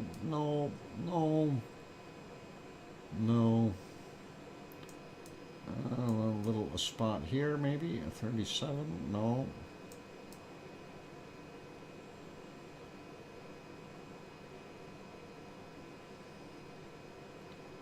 No, I'm not seeing anything here. This is just bad luck. Oh boy. Yep, minus a 37 is not going to win the battle. We need a colder. There's a minus a 42 again. And I think we kind of looked at this already here. Minus a 42, 43. Yeah. Minus a 43, minus a 45. And there. I'm not seeing it.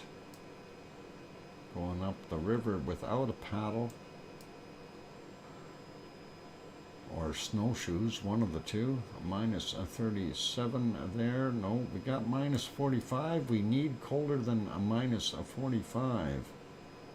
I'm not seeing it. It's probably one little tiny spot somewhere that's isolated. There's a minus 37, 39, 40. And no, minus 39, minus a 40.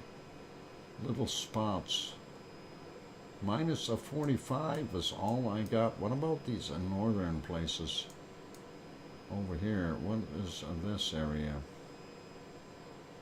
37. No. Oh, there's a minus a 40 in here. But no minus a 45s. What about in these spots? Minus a 37, 41. Oh, not seeing it there. What about further here? No. Oh, here's that cold area up here, 42. We got minus 45, right? So, let's see if we can beat that by going into this upper area here, minus a 40. We don't see anything colder than a minus 40 yet. Oh, minus a 43 right there. We already got minus 45. I said, oh, there's another minus a 45. Let's see if we can find something colder. Minus a 45 we got. Not seeing it. What about in here? No, it's starting to warm up. Back to this area. I'm gonna have to give up. Yes, that area. Minus a 44 right there. We've seen. Oh, hang on. There's a minus a 47 I got. And yeah, minus a 47.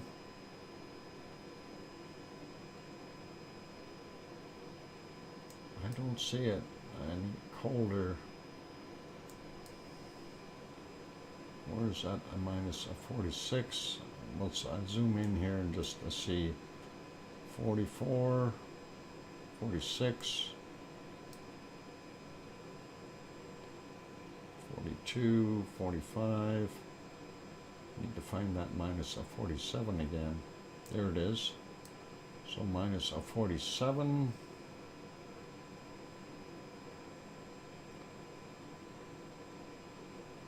No. Coldest I see is a minus of 47 degrees Celsius. And yeah, I'm gonna have to live with it. I'm living with it. Go west. And that, yeah, I did go west. And that was the area. Minus of 47. That's it. How badly did I get whooped today? Probably like a 5th degree black belt beating me up. And what did Sue get? Antarctica minus 56, yeah, minus 44 in Greenland. All right, and what do we got? Tie in Antarctica, tie in Greenland. Okay, so, and Sue had a minus 39. Ooh, she beat me by 2 degrees there. And by 1 degree in Siberia, so I wasn't that far off. Okay, that makes me feel a little bit better, but that isn't so bad. So thank you, Sue. That is awesome, and that is cold still. I want a place where I can grow palm trees, and Sue, 2 degrees in the Arctic. And 1 degree in Siberia. I got a third degree beating today. Yeah, pretty close. Great hunting. Yeah, thanks. And a 3rd degree beating. I feel it. Anyway, hey, all that equatorial storm that I always talk about, it's broken. Look at that. It's not there. Our equatorial storm is kind of broken, and we need to get that back as the seasons change. So pretty interesting to see that, actually. Different weather phenomena. Pretty close. Yep. Let's leave it as that. Sue wins by 3 degrees Celsius. Yeah, she's definitely the winner, and that is awesome. Let's see where we can stop off here to see the final stuff for our streams today. And oh, I see they have put on their wonderful watermarks on this one, and of course that is the Merapi watermarks for the, what is it, Freco, whatever they call them. Anyway, that is what they're showing. That's pretty awesome. We are still seeing activity there at Merapi. That is fine. And the other one I wanted to look at was Semeru. And let's take a look at that one because it was doing stuff earlier as well. And Semeru, of course, is this shot. So Semeru looking not bad. It did have a little bit of a dust plume there as well. Anyway, we'll leave it as that, you guys, and we will end the show there. And of course, actually, yeah, you're welcome, Sue. And I hope everyone enjoyed the stream today. We did put a lot of effort into it, and it was, I'm doing things here, so doing a lot of stuff all the way through. And I just want to, I want to check my video and see where it is at to see how far I got. Okay, a 16.5K on my video, so 16,500 views, and that has been up for how many hours? That has been up for approximately 9, not quite 9 hours. So 16,500 views. That is pretty awesome. That's the highest I have ever gotten on any video, and I think that is really, really cool to have seen. So that is really quite awesome. Anyway, that makes me feel good, and hopefully everything will stay intact, and we'll keep everything going. I do appreciate everyone being here. Thank you, all the wonderful Lava family members. Big thank you to our moderators, Arizona Snowman, Piggy, CND Boy, Gary 24/7 Live, AZ Skies, Lucas Snow, and Joseph Fields, Texas. Thank you, moderators, for being here today. Appreciate you guys. Also, I want to throw out a big thank you to our super chatters and gifters, and we'll do the gifters first. Scott Hartman gifted a 5-pack, and Grandma B gifted a single one. I do see 6 new members showing there, so that is all awesome. And as far as our super chatters, our super chats were from Terry B, and from Piggy, and thank you guys. I really do appreciate your wonderful support to everyone, and thank you all for being here today. It has been awesome and an excellent stream, so thank you very much, and I'm glad we were able to see what was happening there at Merapi. Also very happy to hear that no one has been hurt or anything like that, which is really makes me feel a lot better as well. And on those notes, I am going to wrap things up. So thanks all for being here. I do have Semeru on for the reason I'm thinking Semeru is going to pop a little bit too. But that's kind of why I want to throw it on there. Anyway, that's it for today, you guys. So be good, be kind, take care of yourselves, take care of your friends and your family, of course, and your neighbors. And just remember, it takes 4 muscles to smile, 16 muscles to frown.